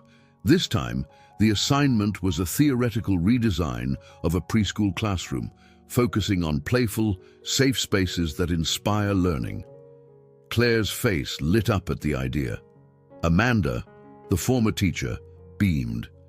"It's my dream project," Amanda said, flipping open a fresh sketch pad. "Let's do this." But once again, the workshop leaders complicated matters. The preschool needed to accommodate a diverse student population, including children with physical disabilities and sensory issues. This meant each team had to incorporate universal design principles. Claire immediately jumped in, recalling her knack for considering how people would move through a space. She suggested wide pathways for wheelchairs, textured walls for sensory stimulation, and a quiet corner for kids who might feel overwhelmed. They spent the rest of the day juggling the demands of aesthetics, safety codes, and inclusive design. The tasks were indeed a series of tests, both intellectually stimulating and emotionally demanding. Claire noticed her growth. She was far less hesitant to speak up or take initiative. She was discovering a resilience and creativity she hadn't fully recognized in herself. That night, exhausted, she reflected on everything. She had to juggle these intense workshop challenges, the bookstore's uncertain future, and her own lingering insecurities. Yet she also sensed that each test was shaping her into someone more confident and capable. "I'm not that timid bookseller anymore," she thought, staring at her sketches on Lucy's dining table. While the final outcome was still unclear, she felt a spark of hope that maybe she was ready for bigger things, despite whatever curveballs fate still had in store. Claire arrived at the workshop the following morning with a fresh sense of resolve. She had stayed up late revising some of the ideas for the preschool classroom design, incorporating feedback from Lucy and her teammates. Yet behind her enthusiasm lurked a tangle of personal worries she could no longer ignore. The workshop's third day of challenges began in a bright, open space. Today, the participants received guidelines for a multi-purpose community center aimed at older adults looking to stay active. Claire jotted down notes as the organizer spoke about the need for adaptable furniture, warm lighting, and easy navigation for people with mobility issues. She saw how every new challenge forced them to step outside their comfort zones, reminding her of the many hats designers must wear. While her group sketched ideas for the community center, Claire's phone buzzed. She glanced at the screen and her breath caught. Ethan Stewart. It was a call she never expected to see again. Heart pounding, she excused herself from the table and stepped into a quiet corridor. She remembered the day Ethan had first dismissed her, telling her she didn't fit into his world of high society. She felt her stomach clench, recalling how deeply it had hurt. Why would he be calling now? Pressing the phone to her ear, she answered quietly, "Hello? Claire, it's Ethan." His smooth voice felt jarring in her ear. "I hope this isn't a bad time. I got your number from a mutual acquaintance." Her palms grew clammy. "I'm in a workshop right now." "Is something wrong?" There was a slight hesitation. Not exactly. I heard you might be in Chicago for a design program. I'm actually heading there for business. I was hoping to see you. The corridor seemed to close in around her. She shut her eyes, memories flashing of him shaking her confidence, turning his back on her when she was most vulnerable. Part of her wanted to hang up immediately. Another part was strangely curious about his sudden interest. She forced a calm tone. "I'm busy, Ethan. I don't think that's a good idea." He exhaled. "I understand you have no reason to want to see me, but I've been thinking about our last conversation. I'd like a chance to talk, maybe make amends." Claire felt a surge of conflicting emotions. Was it apology she heard in his voice, or just another layer of charm? She couldn't be sure. "I need time to think," she finally said. Ending the call, she re-entered the conference room, forcing a neutral expression. But her mind raced, making it hard to focus on the community center design. She remembered how Ethan had been everything she felt she wasn't: wealthy, confident, well-connected. In that moment, he'd dismissed her aspirations as mere flights of fancy. Could she handle meeting him again, especially now that her life was taking a promising turn? Her teammates noticed her distraction. After the lunch break, Amanda gently asked, "Is everything okay? You seem a bit preoccupied." Claire hesitated but decided honesty might help her clear her thoughts. She explained, briefly, that an old acquaintance had reached out unexpectedly, stirring up unpleasant memories. Amanda listened, her eyes soft with empathy. "You don't owe him anything," she said simply, "but maybe hearing him out could bring you some closure." Teresa chimed in. "I had a painful breakup once. The guy came back asking for forgiveness. It was tough, but speaking to him helped me move on. You just need to be sure it's on your terms." Claire nodded, her mind still churning. She had grown a lot since Ethan's rejection, yet the wound remained raw underneath. Now she had a chance to face him from a position of self-respect, or risk reopening old hurts. Later, she slipped outside for a quick breather, the Chicago skyline looming overhead. Lucy found her leaning against a railing, staring at passing cars. Without prompting, Lucy asked if Claire wanted to talk. Claire recounted the phone call, voice tight with unresolved emotion. Lucy frowned thoughtfully. "Why now? Is it possible he heard about your progress in design?" Claire shrugged. "Maybe. Or maybe he's just realized money and status aren't everything." "I'm not sure I care." Lucy placed a hand on Claire's shoulder. "Look at how far you've come. If you do meet him, remember that you're not the same person he tried to belittle. You have the power to decide what happens next." Nodding, Claire resolved to think it through more carefully. She stepped back into the workshop with renewed determination to focus on her current tasks.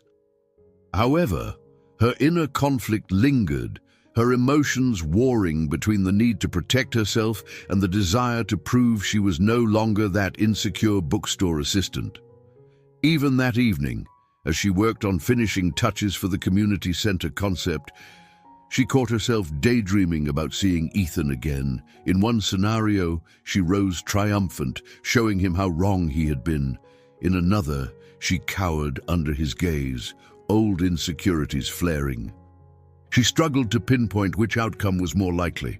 For the moment, the only thing she knew for sure was that Ethan Stewart's reappearance had awakened a storm of questions about her self-worth, forgiveness, and the possibility of second chances.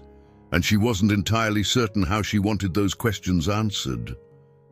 Claire woke the next day with a churning in her gut. She had hardly slept, torn between the demands of the workshop and thoughts of Ethan's sudden desire to reconnect. The day's project challenge centered on designing a sustainable, eco-friendly cafe layout. Each team had to present not just the look and feel, but also the underlying green strategies like water conservation, recycled materials, and renewable energy. The heritage team gathered in a corner of the main hall. Claire tried to focus as they discussed energy-efficient lighting and eco-friendly furniture, but her mind wandered, replaying Ethan's phone call. At one point, Amanda gently touched her arm. "Claire, are you sure you're okay to handle the resource budget analysis? You seem distant." She mustered a reassuring nod, then buried herself in the assignment. She cross-checked cost estimates for LED fixtures, biodegradable packaging, and reclaimed wood counters. The mental effort offered a momentary escape from personal turmoil, but that reprieve ended abruptly when her phone rang again, flashing Ethan's name. This time, she let it go to voicemail.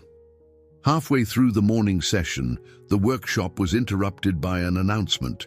Due to an administrative oversight, the teams had less time to finalize their proposals than originally scheduled. Instead of 2 full days, they only had until that evening to complete and present the cafe designs. A collective groan rippled through the room. Claire felt her pulse quicken. "That's impossible," she whispered, scanning her half-finished notes. Jasper, looking equally concerned, clapped his hands together. "We can't afford panic. We need to divide tasks and work twice as fast." Teresa took charge of the visual presentation. Amanda pivoted to finalize the layout sketches, while Claire focused on detailed cost projections. Jasper handled the narrative portion, explaining why sustainability mattered. It was a logistical nightmare, but they had no choice. The pressure reminded Claire of a final exam, except the stakes felt higher since industry professionals were expecting polished solutions. By midday, stress levels soared. Amanda accidentally spilled coffee on one of her sketches, leading to frantic blotting and redrawing. Teresa's laptop crashed, losing part of her digital mock-up. Jasper scrambled to rewrite entire sections after discovering a mismatch in the dimensions they'd been given. Claire raced from one group member to another, trying to keep everything cohesive. While juggling all this, her phone dinged with a text from Margie. Her mother, "Claire, call me soon. Doctor wants a follow-up appointment. Don't worry, but we need to talk." A fresh wave of guilt crashed over her. She recalled Mr. Henderson's impending decisions about the bookstore, too. Every part of her old life seemed to be unspooling at once. At around 4 in the afternoon, Lucy stopped by, noticing the heritage team's frazzled state. She brought extra printouts, colored pens, and moral support. "You're almost there," she said, scanning the partially assembled presentation boards. "It might feel impossible, but you can do this." Claire fought off a surge of tears. She was exhausted, worried about her mother, feeling guilty about the bookstore, and tormented by Ethan's re-emergence. And now the workshop's last-minute deadline threatened to undo the progress she'd made. Time ticked on relentlessly. By early evening, the teams gathered one last time to present their cafe solutions. Claire and her group hastily pinned up their boards and set out color swatches, composure hanging by a thread. The small auditorium felt tense. The judges, Marjorie, Lucy in an observer role, and 2 guest professionals moved from one display to the next, evaluating each design's feasibility and originality. When they reached the heritage team, Jasper began by highlighting their eco-friendly materials and energy-efficient features. Teresa demonstrated the digital mock-ups, with Amanda explaining the user flow. Finally, Claire stepped up to detail the budget and long-term savings plan. Her voice trembled slightly from fatigue, but she managed to stay coherent, referencing charts that showed how their choices balanced cost with sustainability. Then came the panel's feedback, and it cut deeper than expected. A judge questioned the practicality of reclaimed wood for high-traffic countertops, while another doubted the feasibility of certain solar panel placements. Claire's throat tightened. She tried to defend their choices, but each question felt like a blow to the team's rushed design. Though the panel wasn't outright dismissive, it was clear the truncated schedule had hindered them from polishing their concept. As the judges moved on, Claire felt tears threaten to spill. Amanda and Teresa exchanged weary looks. The entire day had seemed like an insurmountable mountain, and they hadn't scaled it as gracefully as they'd hoped. Back at Lucy's loft, the weight of disappointment settled in. Even though they'd survived, Claire couldn't shake the feeling that everything was unraveling. Her ability to perform under pressure, her unresolved issues with Ethan, her obligations back home. She recognized that this had been their toughest challenge yet, one that left her feeling vulnerable and uncertain. If the workshop was meant to test resilience, she wondered if she had finally hit her breaking point. Yet somewhere inside, a tiny ember of determination refused to let her give up. The day after the rushed cafe challenge dawned with a subdued atmosphere. The workshop participants arrived in the main hall, bracing for feedback on their projects.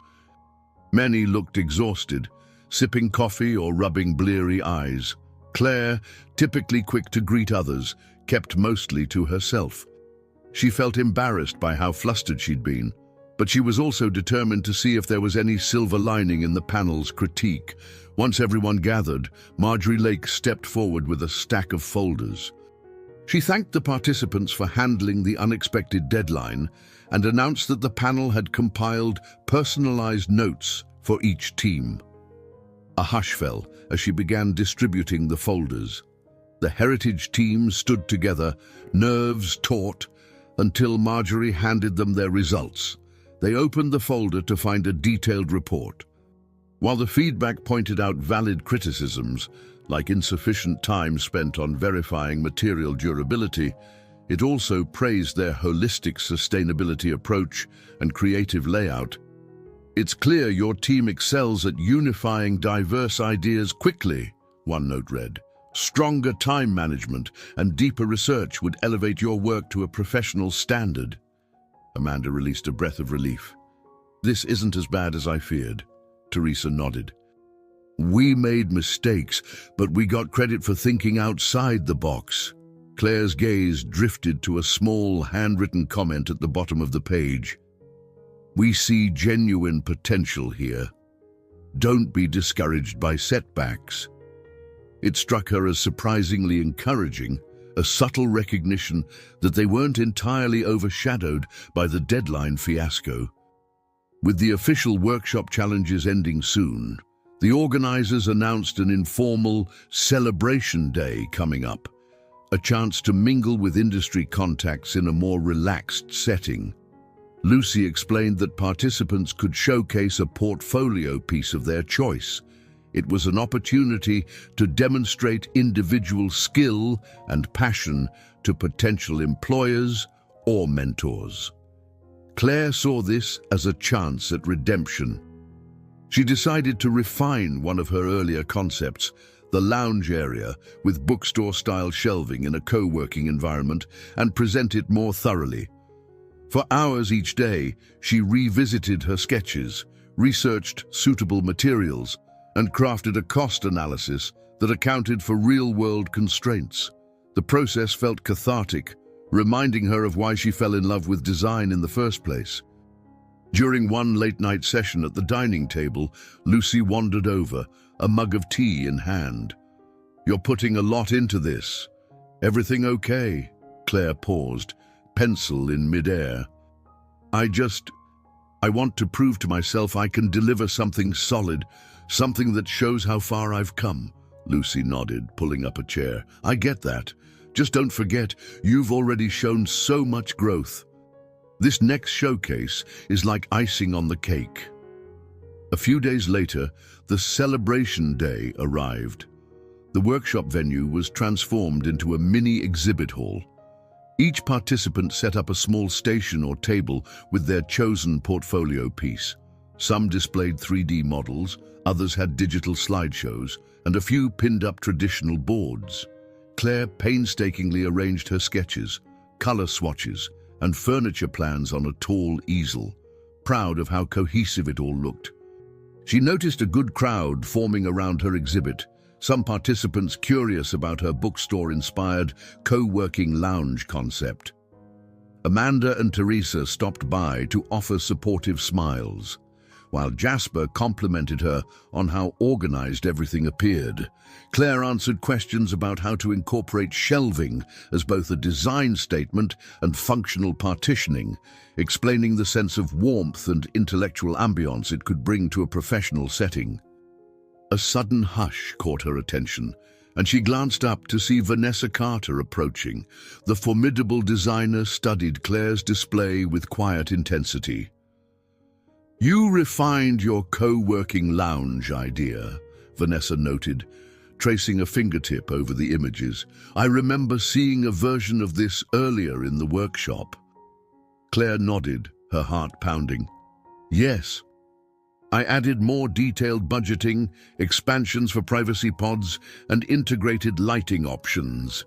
Vanessa nodded slowly, eyes flicking between the sketches and the budget breakdown. "It's well thought out. You've balanced the aesthetic with practical concerns." Claire swallowed. "Thank you." For a moment, Vanessa seemed to weigh something in her mind. "I'm looking for fresh ideas in some upcoming projects in New York. Maybe we can talk before you leave." Claire's pulse raced. She couldn't believe what she was hearing. "I'd love to," she managed, trying to maintain composure. Vanessa offered a crisp nod and moved on. Claire, practically vibrating with excitement, glanced around to see Lucy standing by the door, giving her a double thumbs up. Amanda mouthed, "Oh my God," from across the room, grinning widely. That day felt like a partial victory, a glimpse of genuine triumph amidst the chaos of the workshop and her personal struggles. It was not a formal job offer, not yet anyway, but it was an invitation to a conversation that could shape the next phase of her life. For the first time since stepping foot in Chicago, Claire felt that her dream was no longer a distant mirage. As evening fell, the crowd thinned, and Claire began packing up her materials. Despite her lingering fears about Ethan's phone calls, her mother's health, and the bookstore's future, she caught herself smiling. She had faced setback after setback, but something inside her refused to crumble. She realized that all the challenges had led to this moment, where she could finally see a path forward, lit by a growing sense of confidence and possibility. In the days following the celebration event, an electric undercurrent filled the workshop venue. Officially, the formal sessions were winding down, yet significant decisions loomed. People packed up their portfolios, exchanging business cards and making last-minute connections. Claire felt a swirl of emotions, gratitude for what she'd learned, pride in her growth, and gnawing anxiety over what would come next. Vanessa Carter reached out to schedule a brief meeting. Claire found herself counting the hours until their appointment, polishing her concept boards and practicing what she might say. Lucy coached her on possible questions Vanessa might ask, from her design philosophy to logistical skills like budgeting and project management. Each practice session increased Claire's nerves and her resolve. One afternoon, while waiting in the workshop lounge for an industry talk to begin, she spotted a figure that set her pulse racing. Ethan Stewart was there, scanning the crowd. For a moment, she thought she might be seeing things, but it was undeniably him, tall, impeccably dressed, with the same confident bearing she remembered. Their eyes locked across the room, and her heart lurched in conflicting directions. He approached carefully, offering a tentative smile. "Claire," she swallowed hard. "Ethan, I didn't realize you'd actually come." He nodded. "I was in Chicago for meetings related to my latest venture. I heard this workshop had a public session today. I wanted to see what it was about and maybe catch you if I could." Her nerves tightened. Part of her longed to walk away, but curiosity kept her rooted in place. She noticed lines of stress on his forehead she hadn't recalled before, and a certain tension in his voice. "You said you wanted to talk," she murmured. "Well, here I am." They stepped to the side of the bustling room, near a tall window that overlooked the city. Ethan cleared his throat, fiddling with his watch. "First, I owe you an apology for how I treated you in New York. I was caught up in my own world, my image. Claire crossed her arms, remembering how he dismissed her so easily. That's putting it lightly. You made me feel small. He flinched. I know. And I'm sorry. I just realized lately how hollow my life has become. I have success, but no real connections. He looked at her display boards near the corner.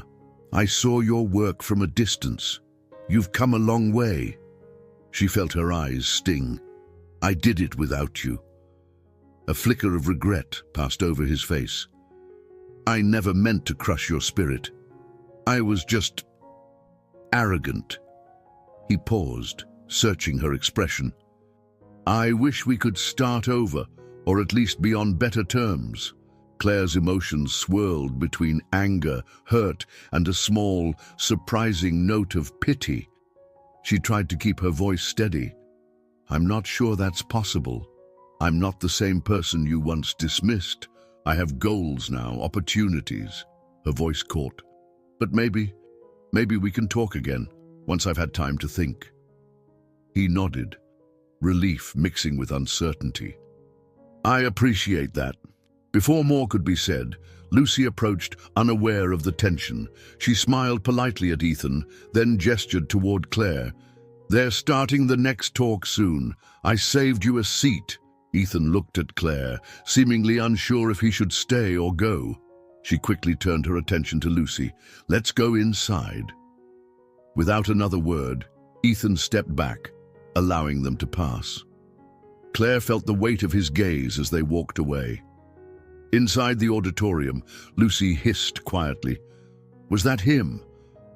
Claire nodded. He apologized. He says he wants to fix things. She sank into her seat, mind racing. I told him I need time. Lucy squeezed her hand. Good. You're in control here. Don't let him derail your progress. That evening, back at the loft, Claire realized that Ethan's reappearance had pulled all her internal conflicts to the surface. Vanessa's upcoming meeting would test her professional readiness. Her mother's medical follow-up hovered in her thoughts, along with guilt about the bookstore's possible sale. Now, Ethan had complicated matters further, reminding her of a painful past she'd tried to leave behind. Despite the turmoil, she felt an odd sense of clarity forming. She recognized that her next challenge wasn't merely about skill or talent, it was about choosing a path aligned with her newfound self-worth. The real test was internal. Did she still define herself by one man's rejection, or was she truly ready to own the confidence she'd painstakingly built?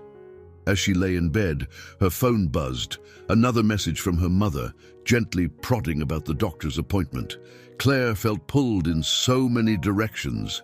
She couldn't be everywhere at once, couldn't solve every issue neatly. But she could face them one by one with the strength she'd gained in Chicago. Her meeting with Vanessa loomed. Her possible confrontation with Ethan also loomed. The fate of the bookstore and her mother's health remained uncertain, yet a small voice inside told her she was stronger than she'd ever been before. This final stretch of the workshop seemed to mirror the final stretch of an emotional odyssey. The tension was rising, carrying her toward a central trial that would define who she truly was and what she truly wanted. The morning sun cast long beams of light through the tall windows of the workshop's lobby. Claire stood near the entrance, feet shifting restlessly on the polished floor. Today, she had two major meetings, one with Vanessa Carter to discuss potential job opportunities, and another with an unexpected visitor, Ethan Stewart, who had texted early to ask if they could talk in private. A knot of anxiety coiled in her stomach. She told Lucy she would handle it alone. Lucy, busy in a conversation with Marjorie Lake, glanced over and offered Claire a supportive nod. There was no going back. She thought of everything at stake: her mother's health, the bookstore, her own future in design, and the unresolved tensions with Ethan. But beneath all that lay a more personal conflict. The man who had once dismissed her so cruelly now seemed determined to make amends. And she still hadn't told him she was engaged. James Russell had proposed only a few months before Claire traveled to Chicago. A soft-spoken, warm-hearted attorney from Boston, he and Claire had begun dating when he took a pro bono case in New York and frequented the bookstore where she worked. He appreciated her intellect, her understated humor, and her determination, everything Ethan had once overlooked. When James popped the question, Claire had hesitated, haunted by old doubts. But his steady presence and genuine respect had finally convinced her to say yes. Now, as she prepared to face Ethan, part of her wondered if telling him about the engagement might close this chapter of hurt once and for all. She was still lost in thought when Ethan stepped through the glass doors. He wore a neatly tailored navy suit, his expression more subdued than she remembered. Even so, a certain controlled confidence radiated from him. Claire drew a slow breath and waved him toward a quieter corner near a row of potted plants. He offered a polite greeting, his voice subdued. "Thank you for agreeing to meet." She nodded, noticing how different his tone was compared to years ago. The old arrogance was replaced by something almost contrite. "Let's just get straight to the point, Ethan." He glanced around, then spoke in a low voice. "I've been reflecting on my life, wealth, success. None of it matters if you're alone. I was wrong to push you away back then. I see that now." Claire folded her arms. "So you flew out here just to say sorry. We talked a bit about this the other day. You said you realized your life felt hollow. Is there more to it?" He cleared his throat, hesitating. "I wanted to see if there was any chance we could start over. I know it's a long shot, but I've changed, Claire. I'm not the same man who was so dismissive." Her chest tightened. She wanted to lash out, to remind him how deeply he'd wounded her. But the anger she'd carried all these years seemed dulled by fatigue and the reality that she had moved on.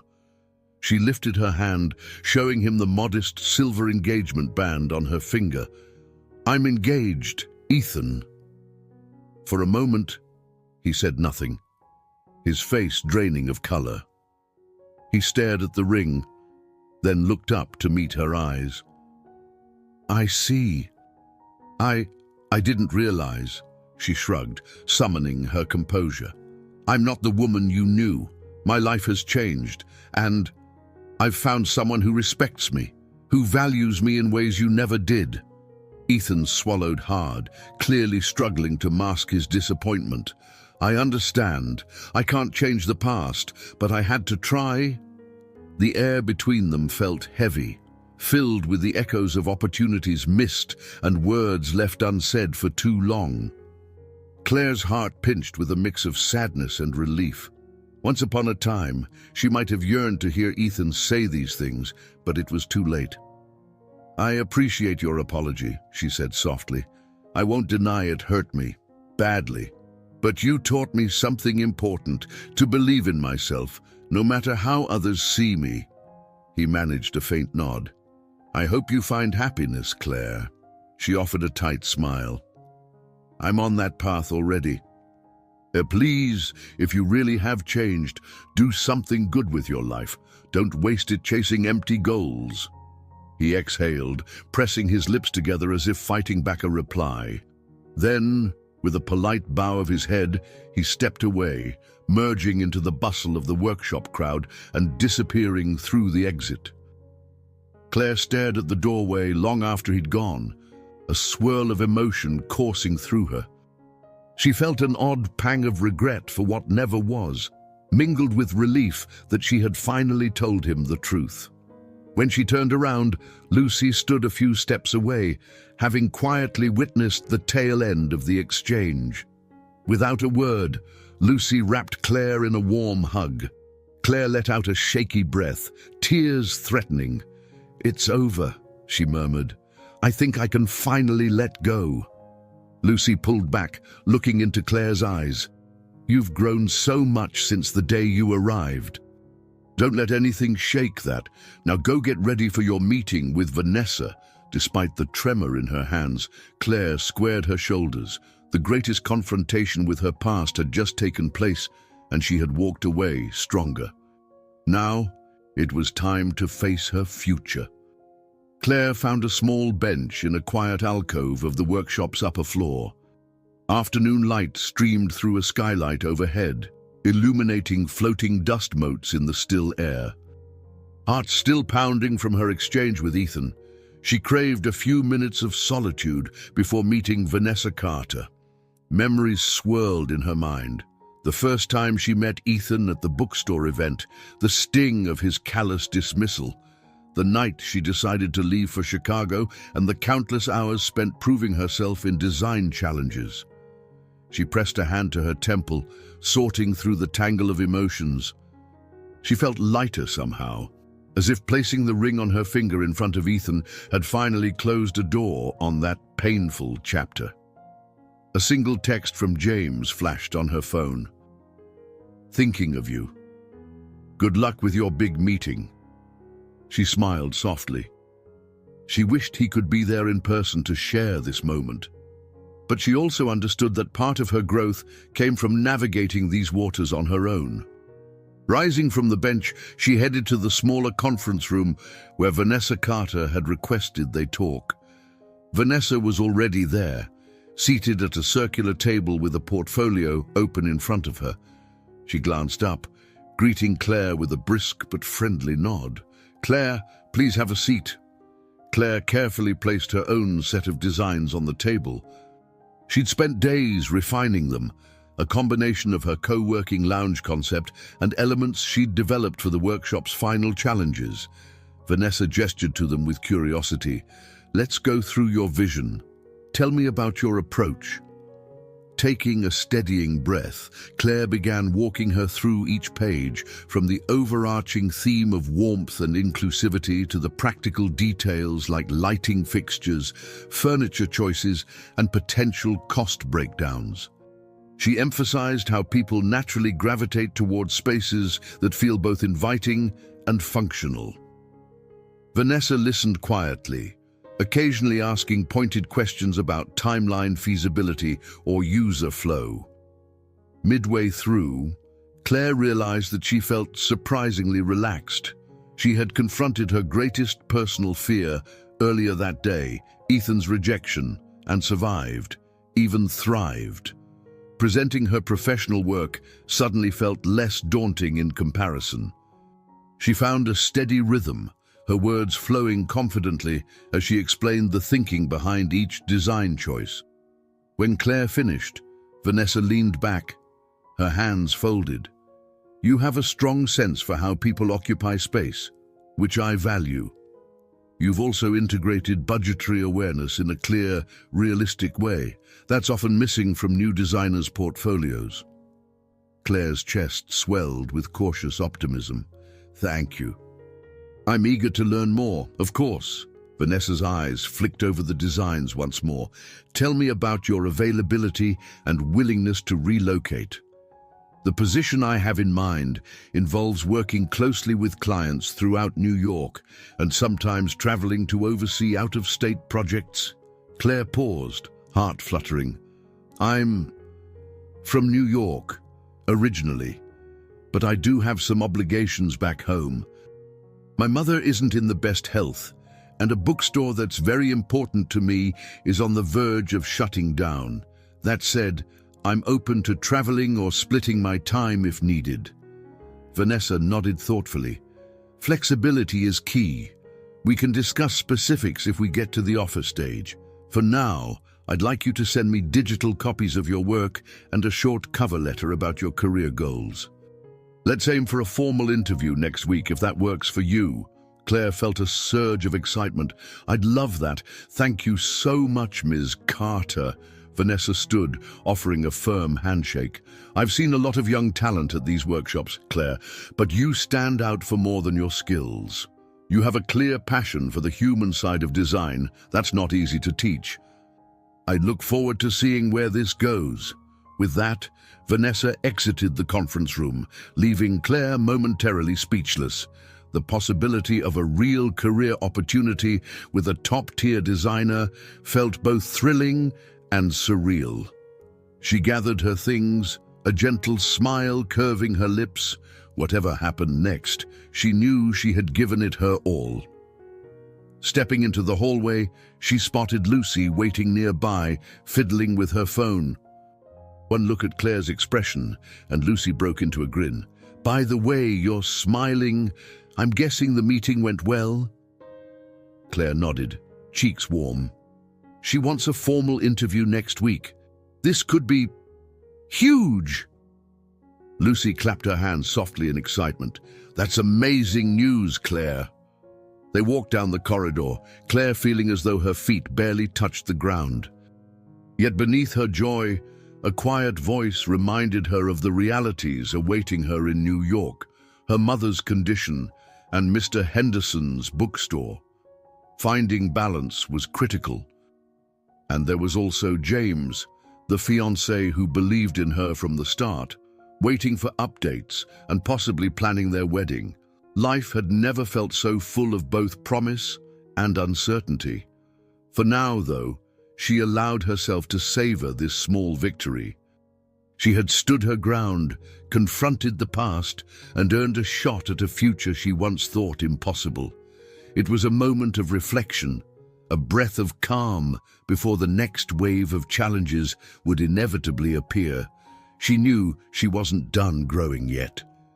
Claire had just finished typing the final lines of her cover letter for Vanessa Carter when she heard Lucy call from the living area. "Claire, you have a visitor." Curious, Claire saved her document and headed out of her makeshift workstation in Lucy's dining nook. To her surprise, she found James Russell standing in the loft's open living space, a broad smile lighting his face, his sandy hair neatly combed to the side, and the warm hazel eyes that had always reassured her. He looked a bit travel-worn in a rumpled blazer, but to Claire, he was a sight for sore eyes. She rushed forward, dropping everything to hug him tight. "James, what are you doing here?" He returned the embrace, laughing softly. "I couldn't stand being away. You sounded so overwhelmed whenever we talked. And there are a few cases in Chicago I can handle in person, so I caught an early flight." Lucy winked at them both. "I'll give you two some space." With a friendly wave, she ducked into her bedroom, leaving the couple alone. James kissed Claire's forehead. "I've missed you." A swirl of relief and gratitude washed over her. "I've missed you too. It's been intense here." They settled on Lucy's couch, where Claire explained all the recent developments, the workshop's final challenges, her near breakdown, the confrontation with Ethan, and the hopeful meeting with Vanessa Carter. She also mentioned her mother's upcoming doctor's appointment and the dire situation at the bookstore. James listened attentively, occasionally rubbing circles on her back in a comforting gesture. "That's a lot to handle on your own." She exhaled slowly. "I'm managing, but it feels like everything is happening at once. I can't abandon Mr. Henderson, but I also have this incredible career chance. I'm torn." James's expression grew thoughtful. "I know how much the bookstore means to you, but do you really want to sacrifice a promising future in design to keep it afloat?" Claire's voice trembled. "It's not just about the store. It's the memory of what it gave me. Security, belonging, a haven when I felt lost. And Mr. Henderson has been like family." He nodded, understanding. "We could explore solutions, maybe find an investor or start a fundraiser. You're not alone now, Claire. We'll figure something out together." She pressed her hands over his. You're right. Maybe there's a creative approach." His gaze turned more serious. "I also wanted to talk about us, our engagement. You've been through so much growth since you left for Chicago. I want to make sure we're both on the same page about what the future looks like." Her heart thudded with emotion. "I know, I've changed a lot, This workshop opened my eyes to possibilities I never imagined, but I still love you. I want to marry you. Just maybe not tomorrow, she added with a soft laugh. He chuckled. I'm not rushing you down the aisle. I just want us to be honest about what we need. If you're building a design career that involves travel or relocating, I'm willing to support that. My law firm can handle some remote arrangements. She squeezed his hands. Thank you for understanding. Let's figure out a timeline that doesn't derail either of our dreams. After James left to check into a nearby hotel, Lucy emerged, grinning from ear to ear. He's a keeper. Claire smiled shyly. He is, and he's willing to help with the bookstore. Maybe we can find an investor or set up a non-profit angle. I don't know, but it's worth exploring. That night, Claire felt a profound sense of contentment layered over lingering uncertainty. She was no longer the timid assistant who feared venturing outside her comfort zone. The swirl of the workshop and the encouragement from mentors like Lucy had awakened a confidence that hadn't fully existed before. Even the confrontation with Ethan, painful as it was, proved she could stand tall against old wounds. In a quiet moment, she gazed at her reflection in the mirror, noticing how her posture had subtly changed. She stood straighter, as if her spine recognized a new internal strength. It was a tangible manifestation of the transformation she had worked so hard for. A realization dawned on her. Transformation wasn't merely about external success or romantic closure. It was about taking ownership of who she was and refusing to let others define her worth. Before bed, she video called her mother, who was preparing for her doctor's appointment the following day. Margie sounded tired but supportive. I'm proud of you, Claire, she said in a weary yet fond tone. Whatever happens with the bookstore, remember that you've got a life of your own to live. Tears pricked Claire's eyes. Thanks, Mom. I'll be home soon. We can face everything together. They ended the call, and Claire felt more at peace than she had in a long time. She was building the career she'd dreamed of, with the love of a man who truly valued her and the acceptance of her mother. Though a pivotal challenge still lay ahead, deciding how to reconcile her new path with the attachments of her old life, she sensed the foundation of her transformation was set. She climbed into bed, cradled by a reassuring thought. I've grown into the person I needed to become. Now, I just need to make the final choices that reflect this new self.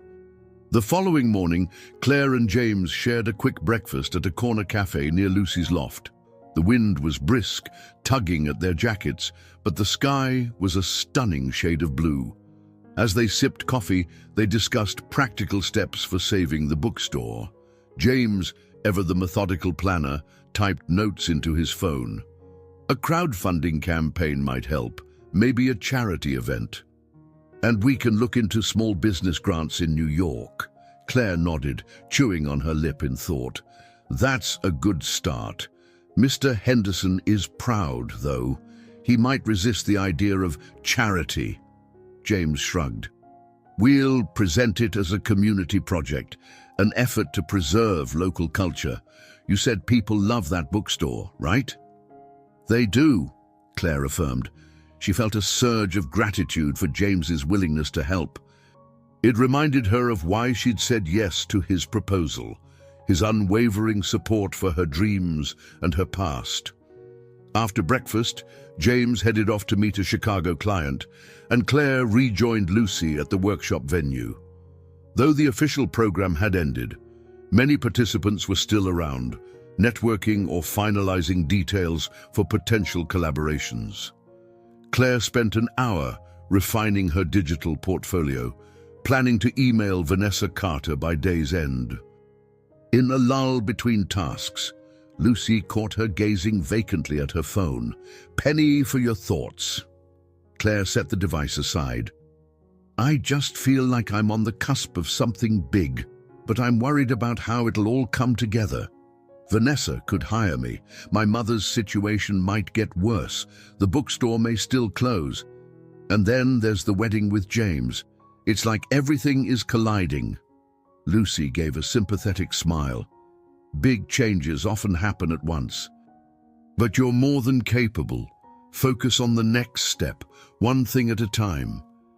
Claire nodded, letting Lucy's calm encouragement wash over her. She decided her next step was finishing an updated resume and emailing Vanessa.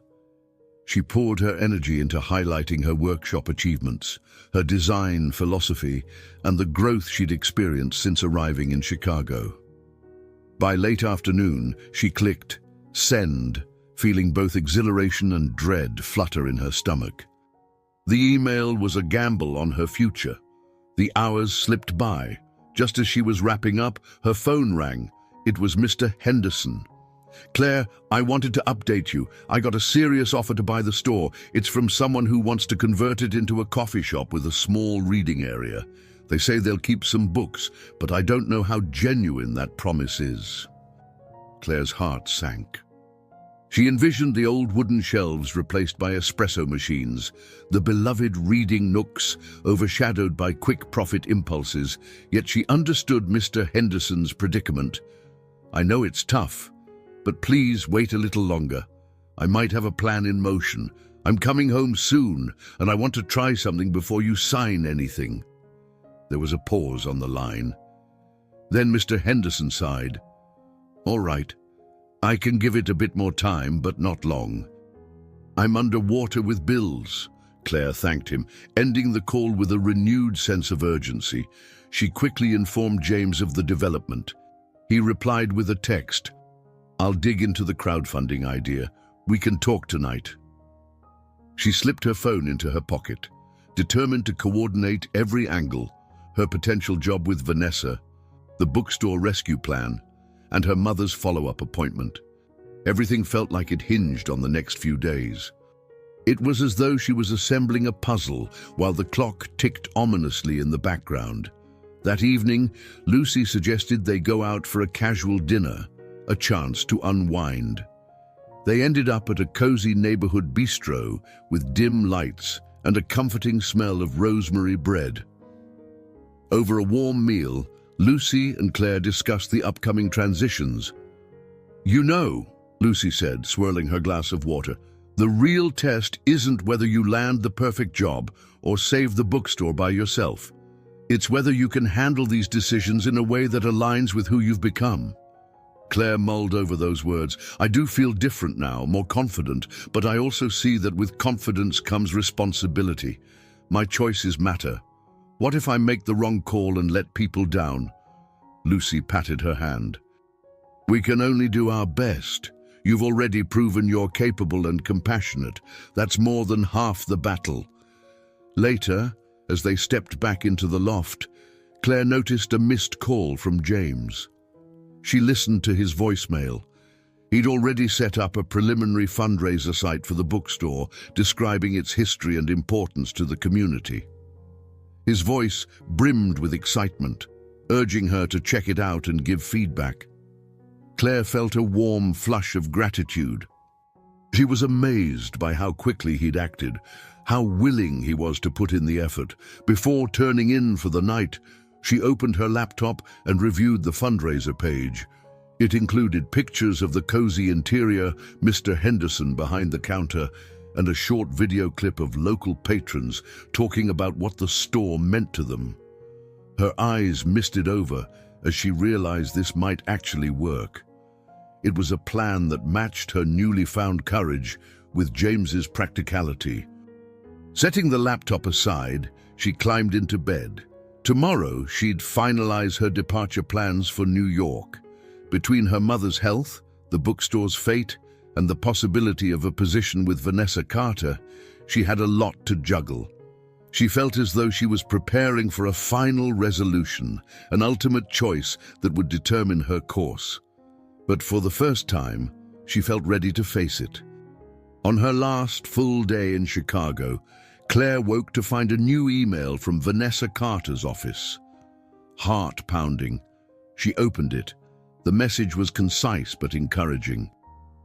"We'd like to invite you for an in-person interview at our Manhattan office next week.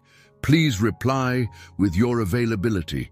We look forward to discussing potential roles in our firm." Claire let out a small squeal of excitement, nearly toppling her coffee mug. Lucy rushed over, reading the email over Claire's shoulder. "That's fantastic. This is what you've been working toward." Still in her pajamas, Claire typed a reply, offering a few dates she could travel to Manhattan. As she hit send, she sensed that her life was about to change in a profound way. If Vanessa officially hired her, she could be collaborating on major design projects, something she'd only dreamed of when she was stacking shelves at Mr. Henderson's store. But first, she had to return to New York to face reality. Later that morning, she and James made their way to the airport. Lucy came along for a tearful goodbye at the security gate, hugging Claire tight. "You changed my life," Claire whispered. "Thank you for believing in me." Lucy smiled, eyes bright with unshed tears. "We changed each other's lives. Now go show them what you're made of." The flight back to New York felt both exhilarating and nerve-wracking. James worked on his laptop, fine-tuning the fundraiser campaign. Claire gazed out the window, reflecting on the swirl of events. She'd left New York unsure of her worth. She was returning with the promise of a real design career and a fiancé who championed her ambitions. Yet the showdown with her old life would be more than an emotional confrontation. It would be deciding the fate of the bookstore and ensuring her mother got the care she needed. They landed at LaGuardia late in the afternoon. The city greeted her with its usual cacophony, honking cabs, hurried crowds, the energy of a place that never stops moving. Claire's heart pounded with a mix of nostalgia and determination. She was no longer the Claire who had slunk away, feeling unworthy of her own dreams. The following morning, they paid a visit to her mother, Margie, at the small apartment Claire had grown up in. Margie was frail but alert, a stack of medical papers on the kitchen table. After a round of hugs, Claire and James settled in the living room. Margie explained that her condition wasn't dire, but she'd need consistent checkups and some expensive treatments down the road. James patted Margie's hand. "We'll figure it out. Claire and I have been planning ways to handle financial strain. My firm can help review insurance options." Margie's eyes shone with gratitude. "I'm so proud of both of you, Claire. You've come such a long way." Claire blinked back tears. "I had a lot of help." After sorting out some logistics with her mother, Claire insisted on heading straight to the bookstore. James drove them through familiar streets until they reached the humble storefront with its faded awning. The sight of that small, beloved place made her chest tighten. She pictured her younger self at the register, dreaming of something bigger yet too scared to break free. Mr. Henderson stood by the entrance, looking tired but smiling warmly as he spotted her. "Claire, you came back," he said, voice thick with relief. He shook James's hand, then ushered them inside. It was quiet. Only a couple of customers browsing near the fiction shelves. They sat around the creaky wooden counter, discussing the fundraising site James had launched. Mr. Henderson skimmed through the page on Claire's phone, face etched with a mix of hope and uncertainty. "I never imagined people would rally to save this old place," he murmured. Claire touched his arm gently. "You gave me a home when I felt lost. It's the least I can do. We're going to promote this campaign, talk to local media, maybe host an event here. Will you give it a chance?" Mr. Henderson closed his eyes for a moment, then nodded. "Yes, I'll do it. Just promise me we'll keep the spirit of this bookstore alive." They got to work immediately. Claire reached out to local journalists who might cover community-based fundraisers, while James posted updates and personal testimonials from long-time customers. The response was slow at first, but by the second day, pledges began to trickle in. Former neighborhood residents shared nostalgic stories online, donating whatever they could. As the campaign momentum grew, so did Claire's sense of resolve. Yet she also felt the clock ticking. She had an interview with Vanessa in just a few days. Could she stabilize the bookstore's future before stepping into a demanding new job? She didn't have the luxury of endless time. On the third evening back, she and James locked up the bookstore after a modest day's sales. Mr. Henderson had gone home early, exhausted but visibly lighter. The fundraiser was inching closer to a goal that could help him refinance and keep the place running.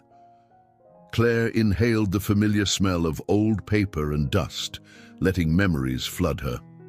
James turned off the lights, then gently wrapped an arm around her shoulders. "One chapter is closing and a new one starting," he said softly. "You ready for it?" Claire's gaze drifted over the dimly lit shelves. She nodded, eyes brimming with conviction. "Yeah, I'm ready." Outside, the neon glow of a street lamp illuminated their path to the car. This was the decisive showdown, reconciling her beloved past with the bright possibilities of her future. She wondered if it was truly possible to hold on to both. Yet something told her that, whatever happened next, she'd face it with the courage she had finally learned to claim as her own.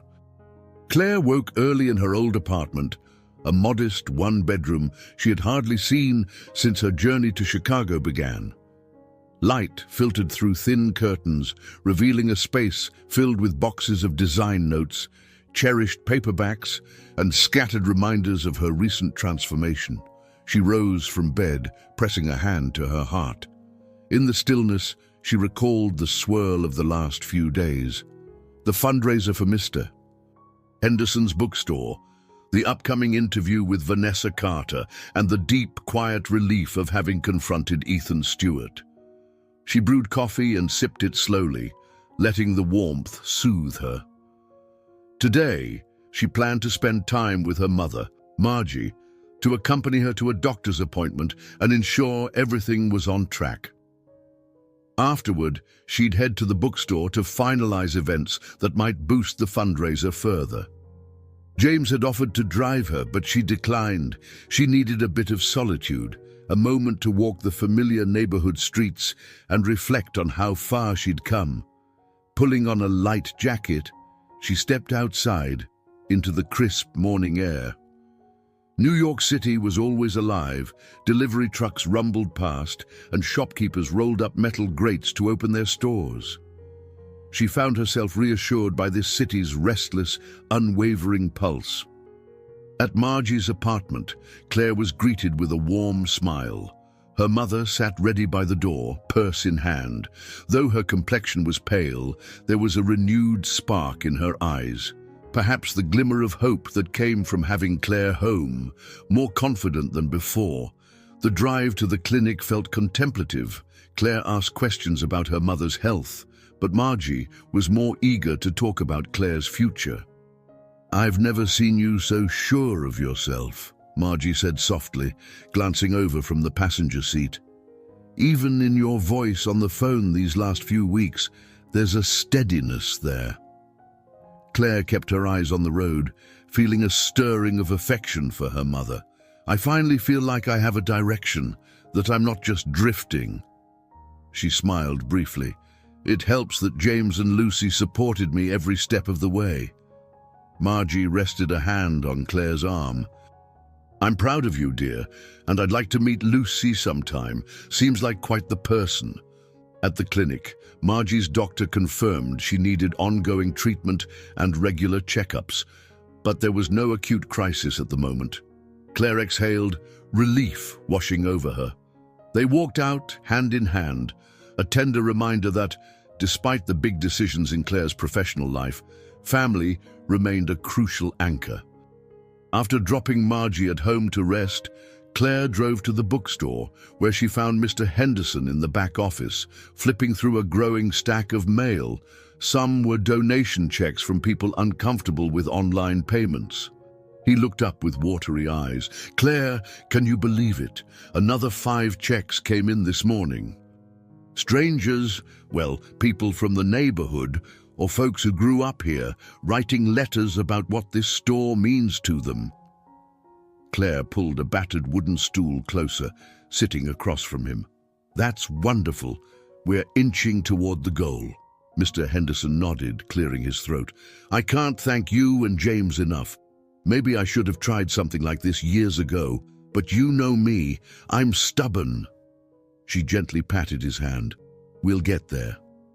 And once you're stable, you can think about a fresh approach. We can revamp the interior to draw new customers." He raised an eyebrow. "With your design expertise, I assume?" Claire grinned, picturing how she might adapt the cozy bookstore layout with comfortable reading nooks, better signage, and maybe even a small cafe corner. "Why not? If I get this new job, I can bring some real knowledge into the redesign. But first, let's make sure you don't lose the store." Before she left, they scheduled a small Support the Bookstore event for the coming Saturday, a day of author signings, children's story time, and local musicians. Claire planned to invite some of her newfound design contacts, hoping to showcase the store's charm. Mr. Henderson agreed, though he still looked overwhelmed by the outpouring of support. That evening, James joined Claire at her apartment, arms laden with takeout containers. They ate on the living room floor, the small dining table buried under sketches and brochures. Between bites of Thai noodles, they mapped out final details for the weekend event. "You've really thought of everything," James said, scanning her notes. "Volunteers, a local bakery donating pastries, a friend of Lucy's who might do a mini art exhibit in the corner. This place will be buzzing."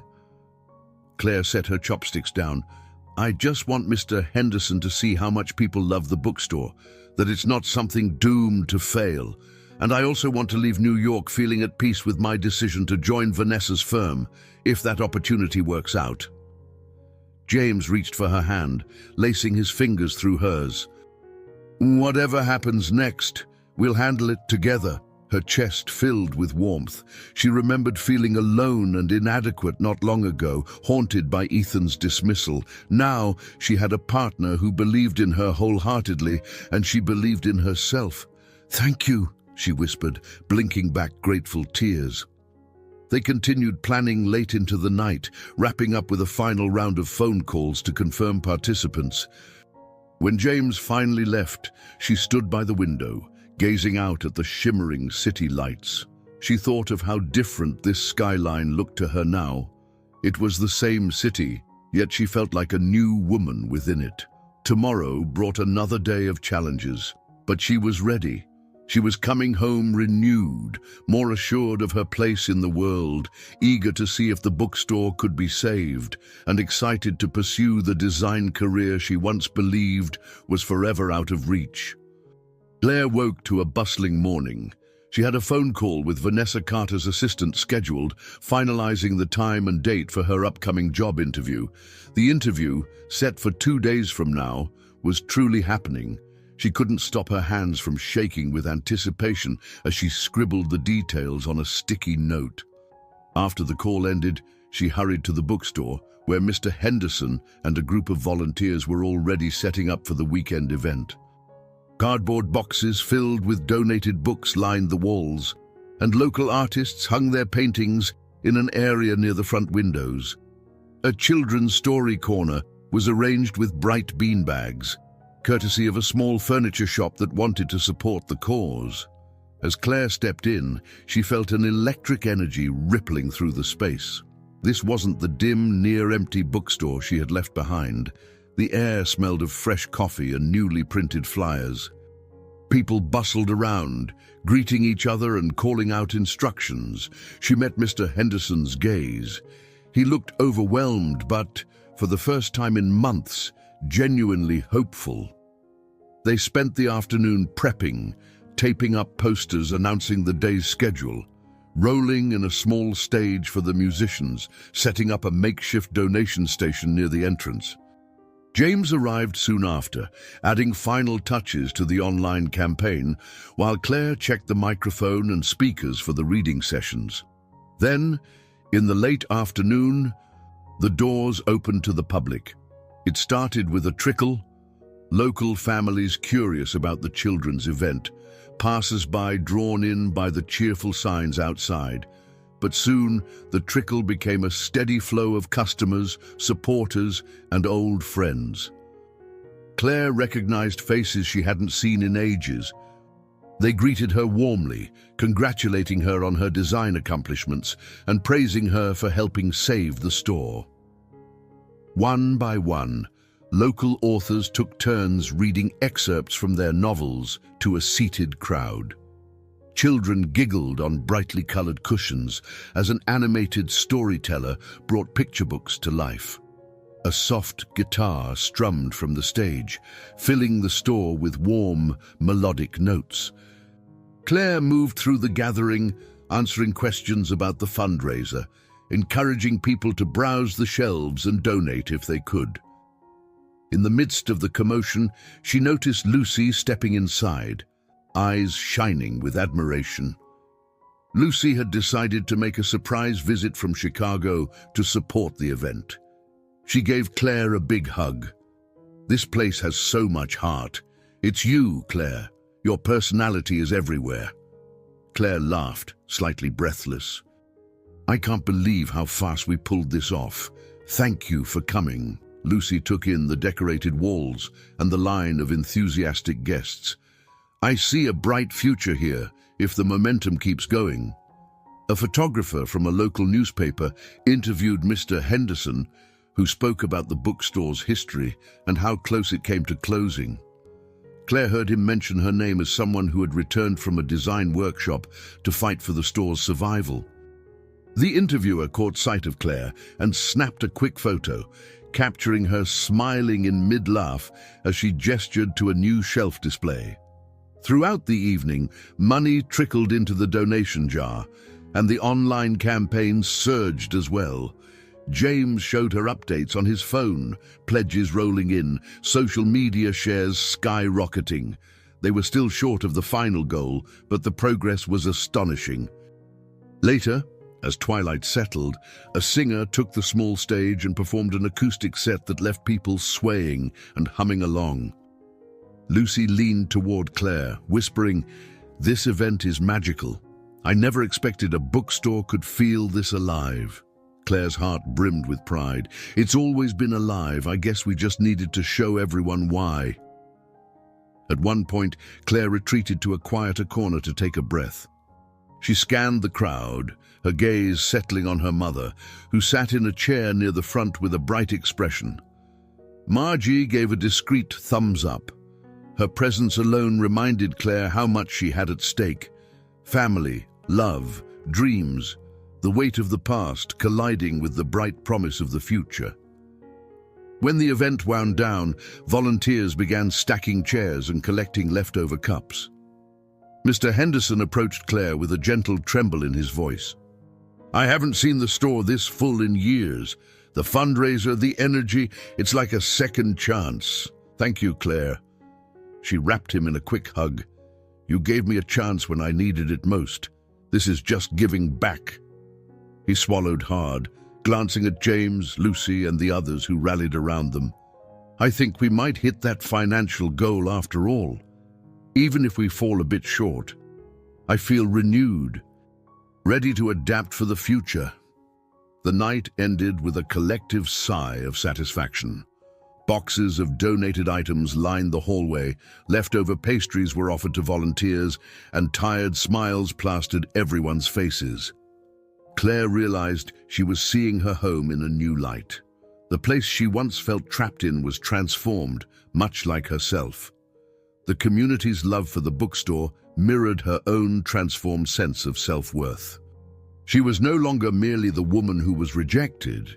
She had come home, carrying the inner strength she cultivated in Chicago, and used it to spark change for those she cared about. Sunday dawned with a calm sense of accomplishment. The bookstore fundraiser had exceeded all expectations, but there was still more to do. Claire found herself fielding emails from curious patrons, local reporters, and design-minded individuals who wanted to help revitalize the space. She realized she was informally guiding an entire community transformation, her design expertise merging with the neighborhood's desire to preserve a beloved fixture. James noticed how her phone buzzed constantly with notifications. "You're practically a consultant now," he teased. "Maybe you'll need an assistant soon." She laughed, though the idea of managing more responsibilities made her heart race. "I'm just happy we've come this far. Once Mr. Henderson is financially secure, I can focus on my interview with Vanessa and then, hopefully, planning our wedding." She touched her engagement band, a wave of warmth spreading through her. She had another reason to be excited. Lucy had asked her to speak at an upcoming virtual panel for the Design Workshop alumni, hoping Claire would share her journey since leaving Chicago. Lucy wanted the other participants to see how real-world applications of their new skills could bring change at home. With the event less than a week away, Claire had only a few days to prepare. She felt a flicker of nerves at the thought of presenting her story, but she also saw it as an opportunity to inspire others. That afternoon, she visited her mother. Over a cup of chamomile tea, Margie flipped through photos from the bookstore event posted on social media.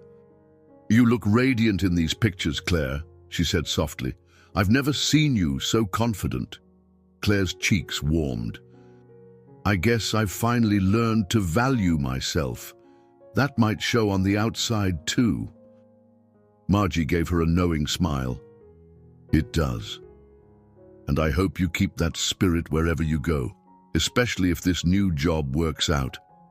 You'll be traveling, meeting important people.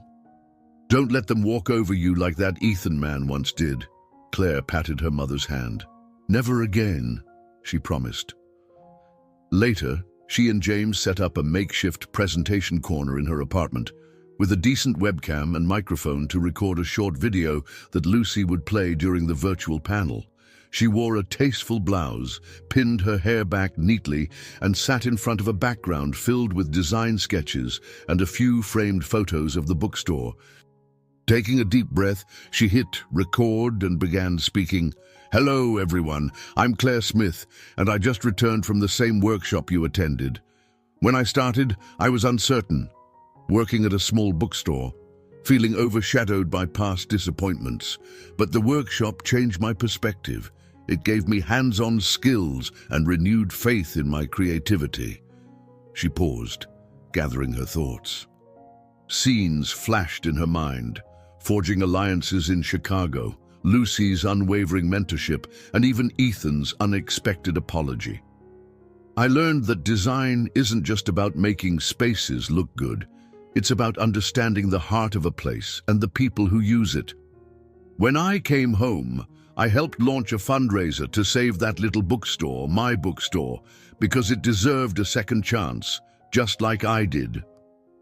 Smiling to the camera, she concluded, "For anyone unsure of their path, trust what you've learned and who you've become.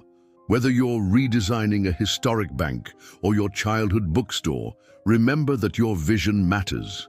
Believe in it. Thank you." She clicked stop, her shoulders sagging in relief. James, who had been filming from the side, nodded with admiration. "That was beautiful, authentic.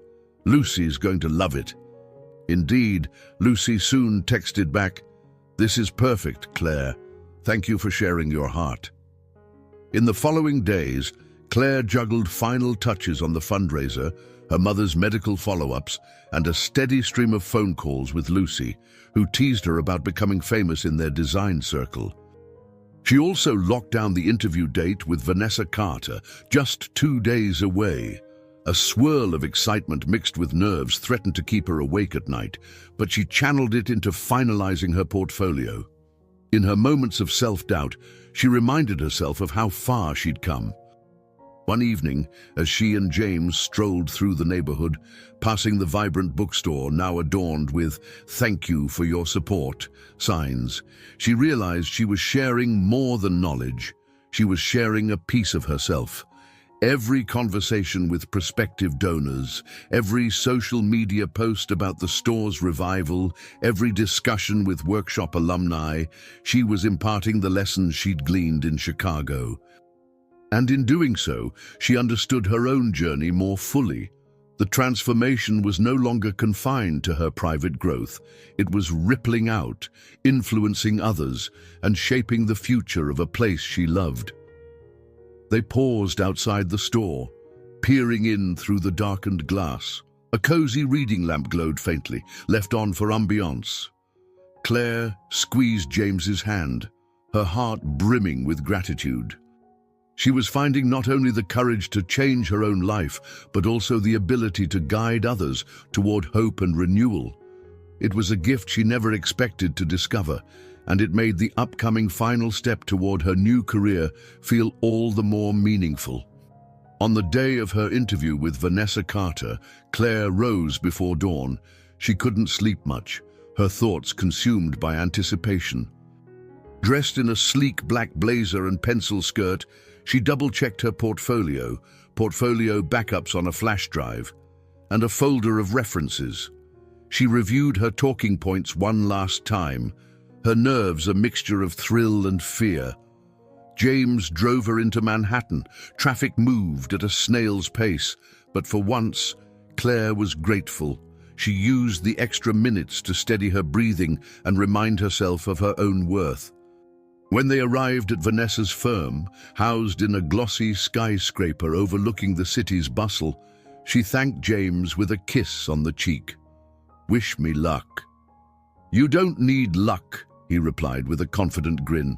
"You've earned this." Inside, modern decor and polished floors surrounded her. A friendly receptionist escorted her to a glass-walled conference room where Vanessa Carter waited. The space was bright, minimalist, and professional. Every detail exuded sophistication. Vanessa greeted her warmly, then introduced two senior associates who would also be part of the interview panel. Claire's heart fluttered, but she maintained her composure, projecting confidence as she shook their hands. Vanessa began with standard questions about her background and design training. The associates probed her project management skills, budgets, and communication methods. Claire recounted how she'd organized the bookstore fundraiser's design elements under tight deadlines, applying insights from the workshop to handle real-world obstacles. The interview felt thorough yet comfortable. As they neared the end, Vanessa asked, "Why do you believe you'd be an asset to our firm, beyond the technical skills?" Claire paused, then drew a steady breath. "Because I understand how design can transform not just spaces, but lives. I've seen it firsthand. Creating an inviting bookstore or a welcoming public venue can inspire hope, drive community engagement, and change how people view their everyday surroundings. That passion is something I bring with me, no matter the project." Vanessa nodded slowly, exchanging a brief look with the senior associates. "We have several new projects in development, including mixed-use spaces that require exactly that blend of empathy and practicality. I think you'd fit in well here. We'll discuss specifics internally, but expect an offer soon." Claire's heart soared. She kept her professional facade intact, offering a sincere thank you and a handshake, but inside she was nearly bursting with gratitude and excitement. Exiting the firm's office, she found James waiting in the lobby, reading a newspaper she practically danced over, and the grin on her face told him everything. "Vanessa said they'll likely send an offer," she whispered, barely containing her elation. He lifted her off the ground in a quick embrace, ignoring the curious glances from passers-by. "That's fantastic! I'm so proud of you!" They stepped out onto the busy sidewalk, the city's cacophony forming a backdrop for this moment of triumph.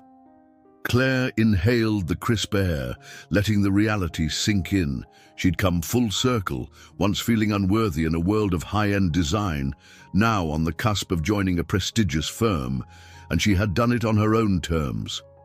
They celebrated with a quiet lunch at a small cafe a few blocks away, talking about the logistics of transitioning into the new role. Claire still wanted to ensure the bookstore was secure before plunging into her new job. James assured her they could keep the fundraiser momentum going, and with Mr. Henderson's blessing, maybe even incorporate a fresh design approach that she could oversee part-time. She was relieved to know that she wasn't forced to choose one dream at the expense of another. Late in the afternoon, they returned to the bookstore to share the news. Mr. Henderson teared up, hugging her in a fatherly way. "I always knew there was more for you out there than these shelves," he murmured. Claire promised to keep in close touch about finalizing interior updates. The donation campaign had hit its target, and the store now had enough backing to sustain itself for the foreseeable future.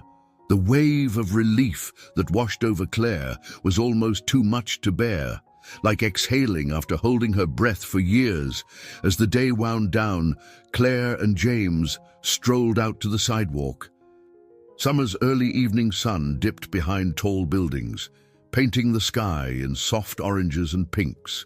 The bookstore lights glowed, shining onto the busy street, an emblem of survival, of second chances embraced and illusions left behind. Claire leaned against James's shoulder.